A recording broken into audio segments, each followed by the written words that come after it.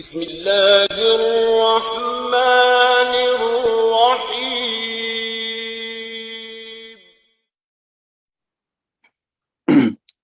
الحمد للہ رب العالمین والصلاة والسلام على اشرف الانبیاء والمرسلین وعلى آلہ واصحابہ ومن تبعهم بإحسان الى یوم الدین اما بعد فاعوذ باللہ من الشیطان الرجیم بسم اللہ الرحمن الرحیم انا فتحنا لك فتحا مبینا لیغفر لك اللہ ما تقدم من ذنبك وما تأخر ويتم نعمته عليك ويهديك صراطا مستقيما صدق اللہ العظیم۔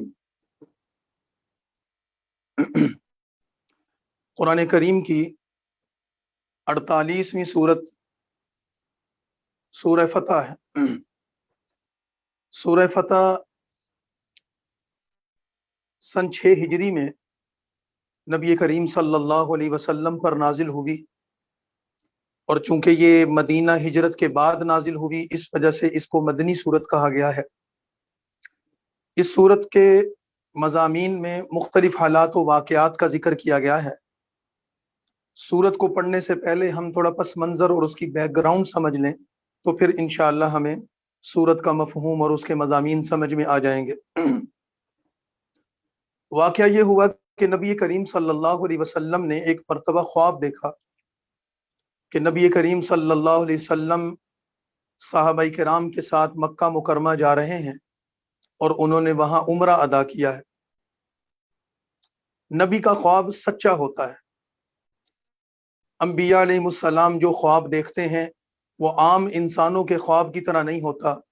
انبیاء علیہ السلام کے خواب اصل میں اللہ کی طرف سے وحی ہوتے ہیں۔ جیسے کہ ہم نے قرآن کریم میں حضرت یوسف علیہ السلام کا خواب پڑھا، سورہ یوسف میں اس کا ذکر ہوا۔ سورہ صافات میں ہم نے حضرت ابراہیم کا خواب پڑھا، اس کا ذکر ہوا تھا۔ تو انبیاء کے خواب حقیقت میں سچے ہوتے ہیں۔ تو اس خواب کی تعبیر یہ دی گئی کہ ہمیں عمرے کے لیے جانا ہے، اللہ ہمیں عمرہ کروائے گا۔ اور ایک وجہ یہ بھی تھی کہ 6 سال تقریباً ہونے والے تھے ہجرت کو، مسلمان نہ مکہ جا سکے تھے، نہ خانہ کعبہ کو دیکھا تھا، اور نہ ہی اس کی کوئی زیارت کی تھی، نہ طواف کیا تھا۔ تو نبی کریم صلی اللہ علیہ وسلم اپنے ساتھ تقریباً 1400 صحابہ کرام کو لے کر مکہ روانہ ہوئے۔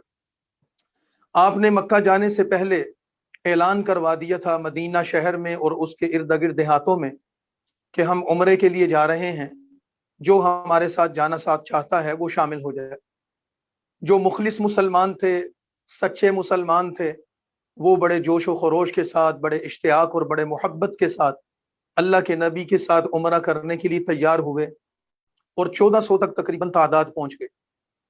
لیکن جو منافقین تھے، مدینہ شہر میں رہنے والے یا مدینہ شہر سے باہر کچھ دیہاتوں میں رہنے والے، انہوں نے طرح طرح کے عذر پیش کیے اور اپنے آپ کو اس سفر سے دور رکھا اور سفر میں شرکت نہیں کی۔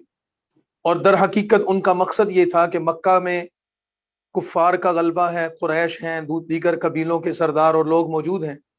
جب مسلمان وہاں پہنچیں گے وہ ان کو عمرے سے روکیں گے، اور اس عمل کی وجہ سے مسلمانوں اور قریش میں لڑائی ہوگی، جنگ ہوگی، اور مسلمان جب ان کے علاقے میں جا کر ان سے لڑنے کی کوشش کریں گے تو یقیناً یہ مارے جائیں گے، ان کو نقصان ہوگا۔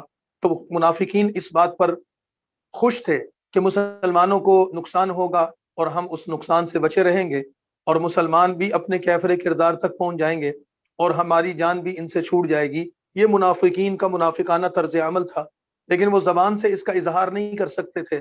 انہوں نے رسول اللہ صلی اللہ علیہ وسلم سے مختلف طرح کے عذر پیش کر کے کہا کہ ہمیں اجازت دے دیں، ہم نہیں جا سکتے۔ مسلمان جب مکہ سے روانہ ہو کر، مدینہ سے روانہ ہو کر مکہ کے راستے میں تھے کہ قریش کو پتہ چلا کہ اتنی بڑی تعداد آ رہی ہے، تو انہوں نے باقاعدہ جنگ کی تیاری شروع کر دی۔ اور نبی کریم صلی اللہ علیہ وسلم کو راستے ہی میں ایک مقام پر اطلاع ملی کہ قریش لشکر تیار کر رہے ہیں آپ کو روکنے کے لیے، اور اگر آپ نہ روکے تو جنگ ہو جائے گی۔ اللہ کے نبی صلی اللہ علیہ وسلم نے مکہ کے قریب ایک حدیبیہ کا مقام تھا، آج کے زمانے میں بھی وہ جگہ موجود ہے اور اس کو شمیسی کہتے ہیں، اس زمانے میں اس کا نام حدیبیہ تھا۔ وہاں پر آپ صلی اللہ علیہ وسلم رک گئے اور آپ نے مختلف لوگوں کے ساتھ بات چیت کی اور ان کو یہ کہا کہ ہم یہاں پر لڑنے کے لیے نہیں آئے، عمرے کی ادائیگی کے لیے آئے ہیں، احرام ہم نے باندھے ہوئے ہیں، لہٰذا ہمیں احرام کی حالت میں مکے میں داخلے کی اجازت دو، ہم عمرہ کر کے واپس چلے جائیں گے، اس کے علاوہ ہمارا کوئی مقصد نہیں۔ لیکن قریش مکہ اس چیز کے لیے تیار نہیں ہوئے۔ اس دوران نبی کریم صلی اللہ علیہ وسلم نے سیدنا عثمان رضی اللہ تعالیٰ عنہ کو اور کچھ ان کو مکہ مکرمہ بھیجا کہ جا کر ان سے بات چیت کریں اور ان کو کہیں کہ ہمارا مقصد جنگ نہیں ہے، ہمارا مقصد عمرہ ہے۔ تو لوگوں نے حضرت عثمان کو بھی صاف انکار کر دیا اور یہ کہا کہ عثمان اگر تم عمرہ کرنا چاہتے ہو، طواف کرنا چاہتے ہو تو کر لو، لیکن ہم تمہارے نبی اور مسلمانوں کو اجازت نہیں دیں گے۔ تو حضرت عثمان نے فرمایا کہ میں نبی کریم صلی اللہ علیہ وسلم کے بغیر عمرہ یا طواف نہیں کروں گا، میں تو تم سے ان کی طرف سے بات چیت کر رہا ہوں، اگر تم قبول کر لے تو ٹھیک ہے، نہیں تو پھر جیسے اللہ اور اس کے رسول فیصلہ کریں۔ اس دوران مکہ کے کافروں نے ایک سازش کی اور کچھ 40 سے 50 افراد کا ایک گروہ تیار کر کے ان کو بھیجا، وہ نبی کریم صلی اللہ علیہ وسلم پر حملہ کریں اور کسی بہانے سے حملہ کر کے ان کو قتل کر دیں، شہید کر دیں۔ لیکن وہ جب لوگ یہاں پہنچے، صحابہ کرام کو ان کی خبر ہو گئی اور صحابہ کرام نے ان کو گرفتار کر لیا، کافروں کی یہ سازش ناکام ہو گئی۔ ان 50 افراد کی گرفتاری کی وجہ سے ماحول میں اور تلخی پیدا ہو گئی۔ دوسری طرف کفار مکہ نے بدلے میں حضرت عثمان کو گرفتار کر لیا اور بلکہ یہ خبر مشہور ہو گئی کہ انہوں نے حضرت عثمان کو شہید کر دیا ہے۔ رسول اللہ صلی اللہ علیہ وسلم کے پاس جب حضرت عثمان کی شہادت کی خبر پہنچی، آپ کو صدمہ بھی بہت ہوا اور غصہ بھی آیا، اور آپ نے صحابہ کرام کو جمع کر کے کہا کہ ہم عثمان کے خون کا بدلہ لیں گے، کون کون ہے جو اس کے لیے تیار ہے؟ تو صحابہ کرام تو نہ جنگ کے ارادے سے آئے تھے، نہ جنگ کی تیاری تھی، نہ ہی اس کا تصور و خیال تھا، بلکہ وہ تو سب احرام کی حالت میں تھے۔ جب اللہ کے نبی نے اس چیز کا اظہار فرمایا تو انہوں نے سب نے بیک آواز پورے جوش و خروش کے ساتھ اس بات کا عزم کیا کہ اے اللہ کے نبی، ہم عثمان کا بدلہ لینے کے لیے تیار ہیں اور ہم جنگ لڑیں گے اور اپنا فیصلہ کیے بغیر واپس نہیں جائیں گے۔ اس واقعے پر اللہ کے نبی نے ان سے جہاد کی بیعت لی۔ نبی کریم صلی اللہ علیہ وسلم حدیبیہ کے مقام پر ایک درخت کے سائے میں نیچے بیٹھے ہوئے تھے اور صحابہ کرام آئے اور آپ کے ہاتھ میں ہاتھ دے کر جہاد کی بیعت کرتے تھے کہ اللہ اور اس کے رسول پر ایمان لاتے ہیں اور اس کے رسول کے حکم پر لڑنے کے لیے تیار ہیں اور عثمان رضی اللہ تعالیٰ کے خون کا بدلہ لیں گے۔ اس بیعت کو جو درخت کے نیچے کی گئی تھی بیعت رضوان کہا جاتا ہے، اور اس صورت میں اس بیعت رضوان کا تذکرہ کرتے ہوئے اللہ تعالیٰ نے مسلمانوں کی تعریف فرمائی، ان کے جذبے، ان کے جوش اور ان کے جہاد کے محبت کی تعریف فرماتے ہوئے فرمایا اللہ نے ان تمام لوگوں سے اپنی رضا کا اعلان کر دیا ہے، اللہ ان سے راضی ہو گیا ہے جو اللہ کے نبی کے ہاتھ میں ہاتھ دے کر بیعت کر رہے تھے، اور ساتھ ہی یہ فرمایا کہ اے لوگوں، تم نے اپنا ہاتھ نبی کے ہاتھ میں دیا تھا اور تم سب کے ہاتھ کے اوپر اللہ کا ایک ہاتھ موجود تھا، یعنی اس کی مدد موجود تھی، اور اللہ تمہاری اس عمل پر تعریف فرماتے ہیں۔ اب جب دونوں طرف کے لوگ گرفتار ہوئے، تلخی بڑی، اور اس سے پہلے کہ جنگ ہوتی کہ عرب کے کسی قبیلے کے سردار کے ذریعے بات چیت کا دروازہ کھلا، مذاکرات ہوئے اور نبی کریم صلی اللہ علیہ وسلم نے ان کو پیشکش کی کہ اگر بیٹھ کر بات کرنی ہے، کوئی صلح کرنی ہے تو ہم اس کے لیے بھی تیار ہیں۔ تو اس پر قریش کے مختلف وفود آئے اور بات چیت ہوئی، اور اس بات چیت کے نتیجے میں ایک صلح نامہ تیار ہو گیا جس کو صلح حدیبیہ کے نام سے سیرت اور تاریخ کی کتابوں میں یاد کیا جاتا ہے۔ یہ صلح نبی کریم صلی اللہ علیہ وسلم اور کفار مکہ کے درمیان ہوئی تھی، اور اس معاہدے کی مدت 10 سال تھی، اور اس کا مرکزی عنوان یہ تھا کہ ہم 10 سال تک ایک دوسرے کے ساتھ جنگ نہیں کریں گے بلکہ امن کی حالت میں رہیں گے۔ لیکن اس معاہدے میں کچھ شرائط ایسی شامل کی گئی تھی جو کافروں نے زبردستی منوائی تھی، مسلمان ان کو پسند نہیں کرتے تھے، لیکن رسول اللہ صلی اللہ علیہ وسلم نے اللہ کے حکم سے مسلمانوں کی ناپسندیدگی کے باوجود ان شرائط کو قبول کیا۔ مثال کے طور پر ایک شرط یہ تھی کہ مسلمان جو عمرے کے لیے آئے ہیں وہ واپس چلے جائیں، اس سال ہم ان کو عمرہ نہیں کرنے دیں گے، اگر یہ 1 سال تک امن کے ساتھ رہیں گے، ہمارے معاہدے کی پابندی ہوگی، تو آئندہ سال مسلمان آئیں، عمرہ کریں، ہم ان کو اجازت دیں گے۔ مسلمانوں کو اس شرط کی وجہ سے احرام کھولنے پڑے اور وہاں پر اپنی قربانیاں کرنی پڑی اور واپس جانا پڑا بغیر عمرے کے۔ اس چیز کو مسلمان ناپسند کر رہے تھے اور بڑی یعنی کہ شدت سے محسوس کر رہے تھے کہ یہ ہمارے ساتھ زیادتی ہو رہی ہے، لیکن اللہ کے نبی کے سامنے خاموش رہے اور اللہ کے حکم کی انہوں نے اطاعت کی۔ اسی طرح اس معاہدے کی ایک بہت بڑی شرط یہ بھی تھی کہ اگر مثال کے طور پر کوئی شخص مدینہ سے کافر ہو کر یا مرتد ہو کر مکہ واپس آ جاتا ہے، یا مسلمانوں کا کوئی باغی ہے، کوئی دشمن ہے، کچھ ہے، وہ مکہ والے اس کو پناہ دے دیتے ہیں، تو مسلمان مکہ والوں سے اس کو واپس لینے کا اصرار نہیں کریں گے۔ کافر اس کو مکہ میں پناہ دے دیں، مسلمان اس کی واپسی کا مطالبہ نہیں کر سکتے۔ لیکن اگر کوئی شخص مکہ سے نکل کر مسلمان ہو کر مدینہ جاتا ہے، مسلمان اس بات کے پابند ہوں گے کہ مسلمان اس کو واپس کریں، کافروں کے حوالے کریں۔ اللہ کے نبی نے اللہ کے حکم سے یہ شرط بھی قبول کر لی، اگرچہ مسلمان پر یہ شرط بڑی شاق گزری، بہت سخت شرط تھی، لیکن اللہ تعالیٰ نے مسلمانوں کو حکم دیا کہ اس کو تمہیں قبول کرنا ہے، اس میں اللہ کی حکمت ہے۔ اسی طرح کچھ اور بھی شرائط تھیں، ان کے کچھ اور بھی اعتراضات تھے۔ مثال کے طور پر جب معاہدہ لکھا جا رہا تھا تو مسلمانوں نے تحریر میں کہ شروع میں بسم اللہ الرحمن الرحیم لکھا، تو کافروں نے کہا کہ ہم الرحمن الرحیم ہم اس کو نہیں مانتے، بسم اللہ اللہم یہ لکھو۔ عرب کے ہاں یہ روایت تھی کہ وہ یہ کلمہ لکھتے تھے، بسم اللہ الرحمن الرحیم کو لکھا گیا تو وہ کافروں کے کہنے پر اس کو کاٹ دیا گیا۔ اسی طرح جب معاہدے میں نام لکھے گئے دونوں فریقوں کے، تو ادھر سے نام لکھا گیا کہ یہ معاہدہ محمد الرسول اللہ کی طرف سے ہے، تو کافروں نے اس پر بھی اعتراض کیا کہ ہم رسول اللہ کو نہیں مانتے، محمد بن عبد اللہ لکھو، تو نبی کریم صلی اللہ علیہ وسلم نے اس کو بھی کٹوا دیا۔ یہ ساری چیزیں تھیں جس سے مسلمان انتہائی زیادہ اذیت سے گزر رہے تھے کہ ہم ان کی ذلت امیز بظاہر جو سخت شرائط ہیں جس میں ہماری عزت نہیں ہو رہی اور کافر ہمیں دبا رہے ہیں، ہم ان کو کیوں قبول کریں؟ لیکن رسول اللہ نے ان کو فرمایا خاموش رہو۔ جنگ بندی کا یہ 10 سالہ معاہدہ ہو گیا۔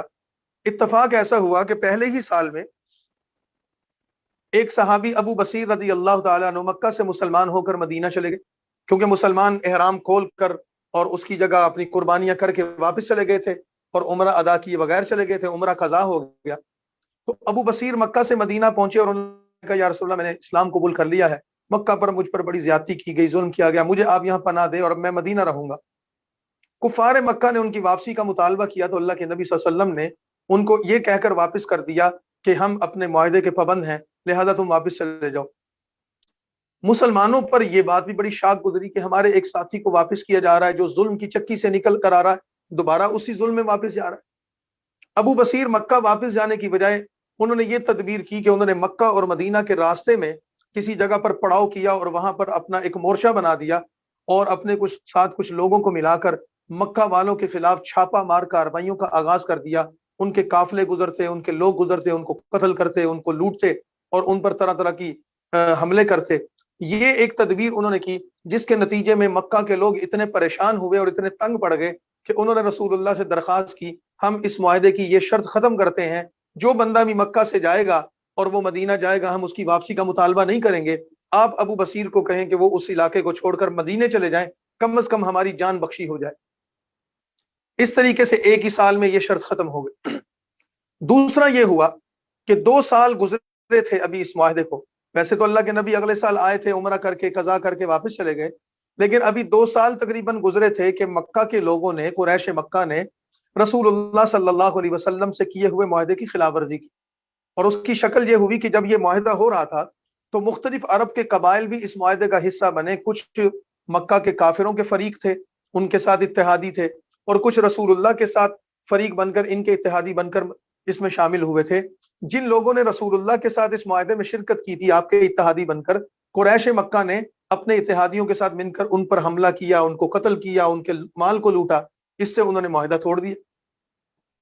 نبی کریم صلی اللہ علیہ وسلم نے کفار مکہ کو، قریش مکہ کو اور ان کے سرداروں کو یہ پیغام بھیجا کہ تم نے معاہدے کی خلاف ورزی کی ہے، یا تو اس جنگ کی تلافی کرو، اس نقصان کو پورا کرو، اس کا تاوان دو جو تم نے خلاف ورزی کی ہے، اگر نہیں تو پھر ہم بھی تم سے معاہدے کے پابند نہیں۔ تو مکہ کے قریش اور سرداران مکہ اپنے غرور اور تکبر کی وجہ سے انہوں نے رسول اللہ صلی اللہ علیہ وسلم کو جواب دیا کہ نہ ہم تاوان ادا کریں گے اور نہ ہی ہم آپ کی بات مانیں گے۔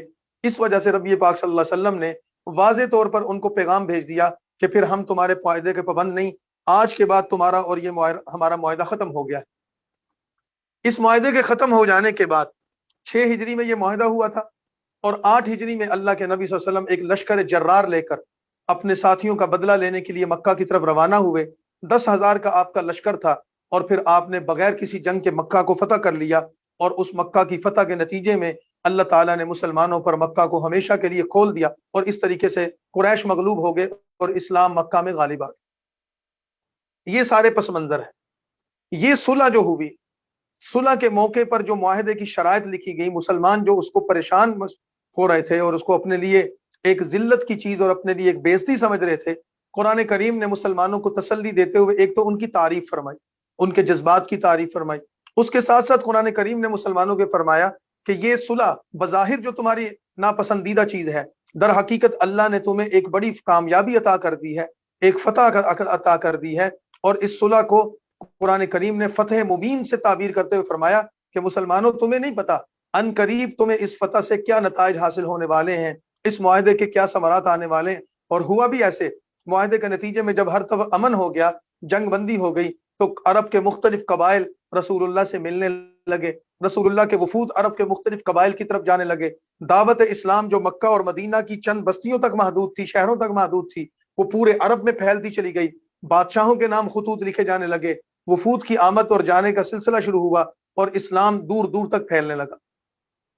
اس کے علاوہ بھی بے شمار فوائد حاصل ہوئے، لیکن اس دوران رسول اللہ صلی اللہ علیہ وسلم کے ساتھیوں کو خوشخبری کے طور پر یہ بات بھی فرما دی گئی کہ مسلمانوں ان قریب اس صلح کے نتیجے میں اللہ تمہیں مکہ کی فتح کی خوشخبری سناتا ہے، لیکن اس مکہ کی فتح کی خوشخبری سے پہلے اور بعد میں مزید کچھ فتوحات ہیں جو تمہیں ان قریب حاصل ہونے والی ہیں، اور وہ فتوحات یہ تھیں کہ جب آپ واپس گئے تو مکہ کے فتح ہونے سے پہلے ہی اللہ تعالیٰ نے خیبر کا قلعہ فتح کروا دیا، مسلمانوں کو وہاں سے بہت سارا مال غنیمت حاصل ہوا، یہودیوں پر مسلمانوں کا غلبہ ہو گیا۔ اسی طرح 2 ہی سال میں مکہ فتح ہو گیا، اور مکہ سے واپسی پر آپ نے حنین جا کر وہاں حنین کی جنگ لڑی اور بہت بڑی فتح اللہ نے آپ کو عطا فرمائی۔ یہ ساری چیزیں اس صورت میں بیان کی گئی ہیں۔ اب ہم اس صورت کے آیات کو دیکھتے ہیں، پورا بیک گراؤنڈ اور اس صورت کا مضمون کا خلاصہ میں نے آپ کو بتا دیا ہے۔ تو اب ہم جب آیات کو دیکھیں گے تو ہمارے سامنے وہ صورتحال واضح ہو جائے گی۔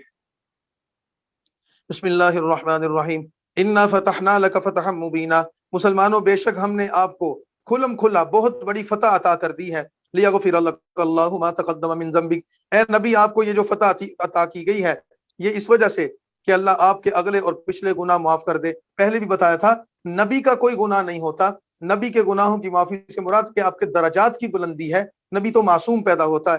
وَيُتِمُّ نِعْمَتَهُ، اور اپنی نعمت اللہ آپ پر پوری کر دے تاکہ آپ کو سیدھے راستے پر چلائے۔ وَيَنْصُرَكَ اللَّهُ نَصْرًا عَزِيزًا، اور یہ صلح جو در حقیقت مسلمانوں نے بڑی یعنی کہ پریشانی کی حالت میں کی ہے اور ناگواری کی حالت میں کی ہے، اس صلح کے ذریعے اللہ آپ کی زبردست مدد کرے۔ هُوَ الَّذِي أَنزَلَ السَّكِينَةَ، اللہ وہی تو ہے جس نے ایمان والوں کے دلوں پر اطمینان نازل کر دیا تاکہ ان کا ایمان اور زیادہ ہو جائے۔ مسلمانوں کو جو بے چینی اور بے قراری تھی، اس صلح کی سخت شرائط کو قبول کرتے ہوئے جو بے اطمینانی تھی، شرح صدر نہیں ہو رہا تھا، اللہ نے ان پر سکینت نازل کی، ان کے سینے کھل گئے اور حالات نے ثابت کر دیا کہ وہ اللہ کی طرف سے وہ صلح حقیقت میں ان کے لیے بڑی مفید تھی۔ وَلِلَّهِ جُنُودُ السَّمَاوَاتِ وَالْأَرْضِ، آسمانوں اور زمین کے لشکر سب اللہ ہی کے ہیں۔ وَكَانَ اللَّهُ عَلِيمًا حَكِيمًا، اور اللہ خبردار حکمت والا ہے۔ لِيُدْخِلَ الْمُؤْمِنِينَ وَالْمُؤْمِنَاتِ، اللہ نے یہ سارے انعامات اس وجہ سے کیے تاکہ ایمان والے مردوں اور عورتوں کو جنتوں میں داخل کرے جن کے نیچے نہریں بہ رہی ہیں، ان میں ایمان والے ہمیشہ رہیں گے، اور ان پر سے ان کے گناہوں کو دور کر دے، اور یہ ایمان والوں کے لیے بڑی کامیابی ہے۔ اور یہ ساری صلح اور اس خوشخبری میں اللہ تعالیٰ کا دوسرا پہلو کیا ہے، اللہ کی دوسری حکمت کیا ہے؟ وَيُعَذِّبَ الْمُنَافِقِينَ وَالْمُنَافِقَاتِ، اور اس کے ذریعے اللہ منافق مردوں اور عورتوں کو اور مشرک مردوں اور عورتوں کو عذاب دے جو اللہ کے بارے میں برا گمان رکھتے ہیں۔ علیہم دائرۃ السوء، انہی پر زمانے کی بری گردشیں ہیں، یعنی حالات کی برائیاں ان پر ہیں، اور اللہ نے ان پر غضب نازل کیا اور ان پر اللہ کی لعنت ہے، اور اللہ نے ان منافقوں اور مشرکوں کے لیے عذاب تیار کر رکھا ہے۔ وساءت مصیرا، اور وہ بہت برا ٹھکانہ ہے۔ وَلِلَّهِ جُنُودُ السَّمَاوَاتِ وَالْأَرْضِ، اللہ ہی کے سب لشکر آسمانوں اور زمین میں ہیں، اللہ بڑا غالب حکمت والا ہے۔ اِنَّا أَرْسَلْنَاكَ، اے نبی صلی اللہ علیہ وسلم گھبرانے کی ضرورت نہیں، آپ کو ہم نے فتح عطا کر دی ہے اس وجہ سے کہ ہم نے آپ کو دنیا میں گواہ بنا کر بھیجا ہے، خوشخبری دینے والا اور ڈرانے والا بھیجا ہے۔ لِتُؤْمِنُوا بِاللَّهِ، تاکہ تم اللہ پر اور اس کے رسول پر ایمان لاؤ اور اس کی مدد کرو اور اس کی عزت کرو۔ وَتُسَبِّحُوهُ بُكْرَةً وَأَصِيلًا، مسلمانوں تمہیں یہ ساری کامیابیاں اس وجہ سے مل گئی ہیں کہ تم اللہ اور اس کے رسول پر ایمان لانے والے ہو اور اللہ کی مدد کرنے والے، یعنی اس کے دین کی مدد کرنے والے، اور اللہ کے دین کی اور اس کے رسول کی عزت کرنے والے۔ وَتُسَبِّحُوهُ، اب شکر کے طور پر صبح و شام اس اللہ کی پاکی بیان کرو، یعنی نماز کی شکل میں، تسبیحات کی شکر میں، اذکار کی شکل میں اللہ کی حمد اور تسبیح کرو۔ ان الذین یبایعونک انما یبایعون اللہ، بے شک جو لوگ آپ صلی اللہ علیہ وسلم سے بیعت کر رہے ہیں، جو بتایا کہ صحابہ نے آپ کے ہاتھ پر بیعت کی تو اس کی طرف اشارہ ہے، جو لوگ آپ سے جہاد کی بیعت کر رہے ہیں اصل میں وہ آپ سے بیعت نہیں کر رہے، اصل میں وہ اللہ سے بیعت کر رہے ہیں۔ ید اللہ فوق ایدیہم، ان سب نے اپنا ہاتھ آپ کے ہاتھ میں دیا ہے، اللہ کا ہاتھ ان سب کے ہاتھ کے اوپر ہے۔ فمن نکث فانما ينكث على نفسه، جو اس عہد کو توڑے گا اس کے توڑنے کا وبال اسی پر ہوگا۔ اور جن لوگوں نے آج یہ بیعت کر لی ہے، جو اس عہد کو پورے کریں گے، اصل میں انہوں نے اللہ سے وہ عہد کیا ہے، اللہ ان قریب ان کو بہت بڑا اجر دینے والا ہے۔ آیت نمبر 11 سے ان منافقین کا تذکرہ جن کے بارے میں کہا کہ وہ اس سفر میں شامل نہیں ہوئے تھے، طرح طرح کے ہیلے بہانے کر رہے تھے۔ سیقول لک المخلفون من الاعراب، ان قریب آپ سے وہ لوگ جو دیہات میں پیچھے رہ گئے ہیں یعنی منافقین، وہ کہیں گے شغلتنا اموالنا، کہ ہمیں ہمارے مالوں اور اہل و عیال نے مصروف رکھا تھا، آپ ہمارے لیے مغفرت کی دعا کیجئے، ہم اپنے مال، اپنے اولاد اور اپنے بچوں کی مصروفیات کی وجہ سے اس سفر میں آپ کے ساتھ شامل نہیں ہو سکے تھے، تو ہمارے لیے دعا کر دیجئے اللہ ہمیں معاف کر دے۔ یقولون بألسنتہم ما لیس فی قلوبہم، اے نبی اپنی زبانوں سے وہ معافی کی بات تو کرتے ہیں لیکن حقیقت میں ان کے دل میں معافی کا کوئی جذبہ نہیں ہے، بلکہ یہ جھوٹ بول رہے ہیں۔ قل فمن یملک لکم، وہ کون ہے جو اللہ کے سامنے تمہارے لیے کسی چیز کا کوئی بھی اختیار رکھتا ہو؟ اگر اللہ تمہیں کوئی نقصان یا نفع پہنچانا چاہے تو کوئی اس کو روک نہیں سکتا، بلکہ اللہ تمہارے سب اعمال پر خبردار ہے۔ بل ظننتم ان لن ينقلب الرسول، بلکہ تم نے یہ خیال کیا تھا رسول اللہ اور مسلمان اپنے گھر والوں کی طرف کبھی بھی واپس نہیں لوٹیں گے، یعنی اے کافروں جو رسول اللہ سے منافق جو رسول اللہ سے آ کر معافی کی درخواست کر رہے ہیں، یہ ظاہراً معافی کی درخواست ہے، در حقیقت یہ پریشان ہیں، ان کے دل میں کفر ہے، یہ اس سفر میں اس وجہ سے نہیں آئے تھے، یہ تو اس انتظار میں بیٹھے ہوئے تھے اللہ کا بندہ یعنی رسول اللہ صلی اللہ علیہ وسلم اور مسلمان جب مکہ جائیں گے تو یہ زندہ واپس نہیں آ سکیں گے، تو یہ تو اس انتظار میں تھے کہ قریش مکہ ان کو قتل کر دیں گے یا ان پر حملہ کریں گے یا جنگ ہوگی، تو یہ اس انتظار میں بیٹھے ہوئے تھے کہ رسول اللہ اور مسلمان اپنے گھر والوں کی طرف کبھی واپس نہیں لوٹیں گے، اور تمہارے دلوں میں یہ بات اچھی معلوم ہوئی اور تم نے بہت برا گمان کیا، یعنی تم اس انتظار میں تھے اور خوشیاں منا رہے تھے دیکھو مسلمانوں کا کیا انجام ہونے والا ہے، وہ کافروں کے شہر کی طرف جا رہے ہیں، لیکن تم نے یہ بہت برا کام کیا اور اصل میں تم ہی ہلاک ہونے والے تھے۔ وَمَن لَّمْ يُؤْمِن بِاللَّهِ وَرَسُولِهِ، اور جو لوگ اللہ اور اس کے رسول پر ایمان نہیں لائے، ہم نے ایسے کافروں کے لیے بھڑکتی ہوئی آگ تیار کر رکھی ہے۔ آسمانوں اور زمین کی حکومت تو اللہ کے لیے ہے، وہ جسے چاہے بخش دے، جسے چاہے عذاب دے، اللہ بخشنے والا بڑا مہربان ہے۔ سیقول المخلفون اذا انطلقتم الى مغانم، اور یہ منافق لوگ ان قریب یہ کہیں گے کہ ان قریب کہیں گے جو گھروں میں بیٹھے ہوئے تھے کہ جب تم غنیمتوں کی طرف ان کے لینے کے لیے جان لگو گے کہ ہمیں چھوڑو ہم تمہارے ساتھ چلنا چاہتے ہیں۔ یہ آیت نمبر 15 میں رسول اللہ صلی اللہ علیہ وسلم کو خوشخبری سنائی جا رہی ہے کہ ان قریب آپ کو اللہ ایک فتح عطا کرنے والا ہے، اور اس سے مراد وہ غزوہ خیبر ہے۔ رسول اللہ صلی اللہ علیہ وسلم جب مدینہ سے واپس گئے تو آپ نے پھر خیبر پر چڑھائی کی، اور جب آپ خیبر کے لیے لشکر تیار کر رہے تھے تو اللہ تعالیٰ نے آپ کو یہ حکم دے دیا تھا، اور اللہ کے حکم سے آپ نے اعلان کر دیا تھا کہ ہمارے ساتھ خیبر کی جنگ میں وہی لوگ جائیں گے جو مکہ کے سفر میں ہمارے ساتھ تھے، جو عمرے کے لیے ہمارے ساتھ گئے تھے۔ جو لوگ عمرے میں ہمارے ساتھ نہیں شریک ہوئے تھے اب وہ خیبر کی جنگ میں بھی ہمارے ساتھ شریک نہیں ہو سکتے۔ اس کی وجہ یہ تھی اللہ تعالیٰ نے مسلمانوں کو پہلے ہی بتا دیا تھا خیبر میں تمہیں فتح حاصل ہوگی، بہت بڑی کامیابی ملے گی، مال غنیمت کی بڑی کثرت ہوگی، اور یہ منافق جب تمہارے ساتھ جائیں گے تو مال غنیمت میں ان کو حصہ دینا پڑے گا، لہذا ان کو پہلے ہی کہہ دو کہ اللہ کا حکم ہے تم نہیں جا سکتے۔ رسول اللہ صلی اللہ علیہ وسلم نے ایسا ہی کیا، اور منافقوں کو کہتے تھے کہ نہیں نہیں ہم آپ کے ساتھ جانا چاہتے ہیں، ہم تو پہلے بھی سفر میں شرکت کرنا چاہتے تھے، ہماری مجبوری تھی، اب تو ہم ضرور جانا چاہتے ہیں، لیکن اللہ کے نبی نے ان کو منع فرما دیا، تو اس پر منافق باتیں بنانے لگے کہ اصل میں مسلمان ہم سے جلتے ہیں، حسد کرتے ہیں، اس وجہ سے ہمیں ساتھ نہیں لے جا رہے۔ اللہ ان کے دلوں کے حال کو بیان کر رہے ہیں، اور ان قریب یہ لوگ جو تمہارے ساتھ اس مکہ کے سفر میں پیچھے رہ گئے تھے اور یہ تمہارے ساتھ نہیں گئے تھے، اب جب تم اگلے سفر میں مال غنیمت حاصل کرنے کے لیے جاؤ گے تو یہ تمہیں کہیں گے کہ ہمیں ساتھ جانا چاہتے ہیں، یریدون ان یبدلوا کلام اللہ، لیکن یاد رکھنا کہ یہ اللہ کا حکم بدلنا چاہتے ہیں، اللہ کا حکم یہ ہے کہ تم ان کو ساتھ نہ لے کر جاؤ، اور منافق چاہتے ہیں کہ یہ ساتھ جائیں۔ قل لن تتبعونا کذالکم، ان کو اے نبی صلی اللہ علیہ وسلم کہہ دو کہ اللہ کا حکم ہے، اس وجہ سے تم ہرگز ہمارے ساتھ نہیں جا سکو گے، اللہ نے اس سے پہلے ہی ایسا فرمایا ہے۔ فَسَيَقُولُونَ بَلْ تَحْسُدُونَنَا، وہ کہیں گے تم ہم سے حسد کرتے ہو، اس وجہ سے تم ہمیں ساتھ نہیں لے جا رہے۔ لیکن حقیقت یہ ہے کہ یہ لوگ بات کو سمجھ نہیں رہے۔ قُل لِّلْمُخَلَّفِينَ مِنَ الْأَعْرَابِ، اور ان پیچھے رہ جانے والے بدوؤں سے، جو دیہات کے لوگ ہیں جنہوں نے رسول اللہ کے ساتھ شرکت نہیں کی تھی، ان سے کہہ دو کہ بہت جلد، اگر تمہیں جہاد کا شوق ہے، اگر تمہیں لڑائی کا شوق ہے تو کوئی بات نہیں، بہت جلد تمہیں ایک سخت جنگجو قوم سے لڑنے کے لیے بلایا جائے گا، تم ان سے لڑو گے یا وہ اطاعت قبول کر لے گی، پھر اگر تم نے حکم مان لیا تو تمہیں اللہ بہت ہی اچھا انعام دے گا، اور اگر تم پھر گئے جیسا کہ تم پہلے بھی راستہ چھوڑ کے چلے گئے تھے تو تمہیں سخت عذاب دیا جائے گا۔ خیبر کی جنگ میں یہودیوں کے پاس، یہودیوں سے لڑنے کے لیے جانے کے لیے کہتے تھے ہم ساتھ جانا چاہتے ہیں، ہمارے اندر بھی جذبہ جہاد موجود ہے، تو اللہ نے فرمایا کہ اس جنگ میں تو تم نہیں جا سکتے، ہاں اگر تم واقعی سچے ہو تو ان قریب بڑے بڑے دشمنوں سے، طاقتور اور جنگجو قوموں سے تمہارا مقابلہ ہونے والا ہے، تمہیں اس جنگوں میں بلایا جائے گا، اگر تم اس میں شرکت کرو گے تو اللہ تمہارے گناہ معاف کر دے گا۔ اس سے مراد آنے والے دور میں جو مسلمانوں کی ایران کی سلطنت سے لڑائی ہوئی، روم کی سلطنت سے لڑائی ہوئی، اسی طرح رسول اللہ صلی اللہ علیہ وسلم کے زمانے میں، پھر خلفائے راشدین کے زمانے میں بڑی بڑی جنگیں ہوئی، اس کی طرف اشارہ ہے۔ روایات میں آتا ہے کہ پھر ان لوگوں میں سے جو نفاق کے راستے پر تھے، کچھ لوگوں نے باقاعدہ توبہ بھی کی اور وہ ان جنگوں میں شامل بھی ہوئے، تو قرآن نے یہ کہا کہ اگر تم ان جنگوں میں شرکت کرو گے تو اللہ تمہیں معاف کر دے گا، اور اگر تم نے اس وقت بھی وہی روش اختیار کی تو پھر اللہ نے تمہارے لیے سخت اور دردناک عذاب تیار کر رکھا ہے۔ لیس علی الاعمى حرج، سوال یہ پیدا ہوتا تھا کہ یہ منافق تو اپنے کفر اور اپنے نفاق کی وجہ سے جنگ میں شریک نہیں ہوئے، لیکن جو معذور لوگ ہیں وہ رسول اللہ صلی اللہ علیہ وسلم کے ساتھ سفر مکہ میں نہیں جا سکے تھے، ان کا کیا حکم ہے؟ ان کے بارے میں فرمایا لیس علی الاعمى حرج، کسی اندھے پر کوئی گناہ نہیں ہے، نہ ہی کسی ٹانگ سے معذور پر کوئی گناہ ہے، نہ بیمار شخص پر کوئی گناہ ہے، کہ جو کوئی اللہ اور اس کے رسول کی اطاعت کرے گا تو اللہ اسے ایسے باغوں میں داخل کرے گا جن کے نیچے نہریں بہتی ہوں گی، اور جو لوگ نافرمانی کریں گے اسے اللہ سخت سزا دے گا۔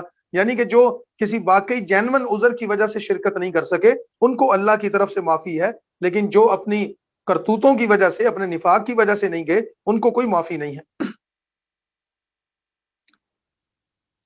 لقد رضی اللہ عن المؤمنین اذ جبانیون کا، اور بے شک اللہ ان مسلمانوں سے راضی ہو گیا ہے کہ جب وہ لوگ آپ سے ایک درخت کے نیچے جہاد کی بیعت کر رہے تھے، پھر اس اللہ نے جان لیا جو کچھ ان مسلمانوں کے دلوں میں تھا، پھر اس اللہ نے ان مسلمانوں کے دلوں پر اطمینان نازل کیا اور انہیں اللہ تعالیٰ نے جلد ہی فتح دے دی، یعنی کہ اس فتح مبین کے ساتھ صلح حدیبیہ بھی ہوئی، اور اس کے بعد پھر اللہ تعالیٰ نے اگلی جنگ کی خوشخبری سنا دی، ومغانم کثیرۃ یاخذونھا، اور بہت سی غنیمتیں بھی اللہ تمہیں دے گا جنہیں وہ لوگ مسلمان وصول کریں گے۔ اور بہت ساری غنیمتوں سے مراد غزوہ خیبر سے، چونکہ مسلمانوں کو بڑے باغات، ہتھیار اور مکانات اور زمینیں ساری یہودیوں کی مسلمانوں کو مل گئی تھیں، کیونکہ مسلمانوں نے ان کو فتح کر لیا تھا، تو فرمایا کہ بہت ساری غنیمتیں بھی تمہیں ملیں گی جنہیں مسلمان لیں گے، یہ اللہ کی حکمت کی وجہ سے، کیونکہ وہ زبردست حکمت والا ہے۔ وعدکم اللہ مغانم کثیرہ، اور اللہ نے تم سے بہت ساری مال غنیمت کا وعدہ کیا ہے جنہیں تم حاصل کرو گے،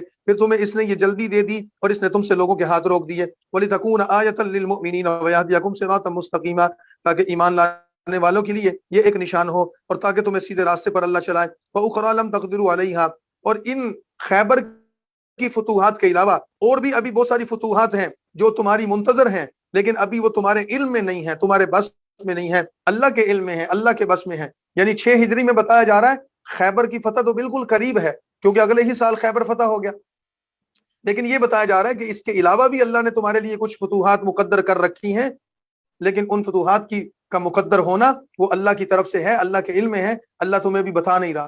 ٹھیک 2 سالوں کے بعد مکہ فتح ہو گیا، ساتھ ہی حنین فتح ہو گیا، اور پھر مسلمانوں کی حکومت قائم ہو گئی۔ تو اللہ کے علم میں ہے، تمہارے علم میں نہیں ہے، اللہ نے اس کو اپنے پاس رکھا ہے، تمہیں بھی بتایا نہیں، کیونکہ اللہ ہر چیز پر قادر ہے، اللہ کے لیے کچھ مشکل نہیں۔ وَلَوْ قَاتَلَكُمُ الَّذِينَ كَفَرُوا لَوَلَّوُا الْأَدْبَارَ ثُمَّ لَا يَجِدُونَ، اور اگر کافر تم سے لڑتے تو پیٹ پھیر کر بھاگ پڑتے، پھر نہ کوئی ان کا حمایتی ہوتا اور نہ ہی کوئی مددگار۔ ان آیات سے یہ بتانا چاہتے ہیں اللہ تعالیٰ نہیں چاہتے تھے کہ جنگ ہو، جنگ نہ ہونے کی ایک مصلحت اور حکمت یہاں ان آیتوں میں یہ بتائی ہے کہ مسلمانوں اگر جنگ ہوتی تو اس کے 2 نقصان ہونے تھے۔ ایک نقصان یہ ہونا تھا کہ سیدنا عثمان رضی اللہ عنہ جیسے وہاں گئے تھے، کافر ان کو شہید کر دیتے، تمہارے ساتھی شہید ہو جاتے۔ دوسرا نقصان یہ ہونا تھا کہ بہت سارے مسلمان ابھی مکہ میں موجود تھے، کسی نہ کسی مجبوری کی وجہ سے رکے ہوئے تھے. فرمایا کہ پھر وہ کافر ان کو بھی قتل کرتے، اور اس جنگ کی وجہ سے تمہارے وہ مظلوم ساتھی قتل ہو جاتے اور وہ تمہارے ساتھ نہیں مل سکتے تھے. اللہ تعالیٰ نے ان کی جان کی حفاظت کے لیے جنگ کا ماحول موجود تھا، لیکن اللہ نے اپنی حکمت سے جنگ کو ٹال دیا. لیکن یہ جنگ میں اگر اس کا میدان سج جاتا تو اللہ فرماتے ہیں کہ مسلمانوں، ہم نے اپنی تدبیر اور حکمت سے جنگ کو ٹالا ہے، ورنہ اگر جنگ ہوتی تو کافروں کو شکست ہوتی اور وہ قتل ہوتے اور تمہیں اللہ غلبہ دیتا. یہ اللہ کا قانون ہے. اور اگر یہ اللہ نے چاہا جنگ نہیں ہوئی اور اگر کافر تم سے لڑ پڑتے تو یقین رکھو کہ اللہ تمہاری مدد کرتا، اور وہ اللہ کے مقابلے میں کوئی مددگار نہ پاتے.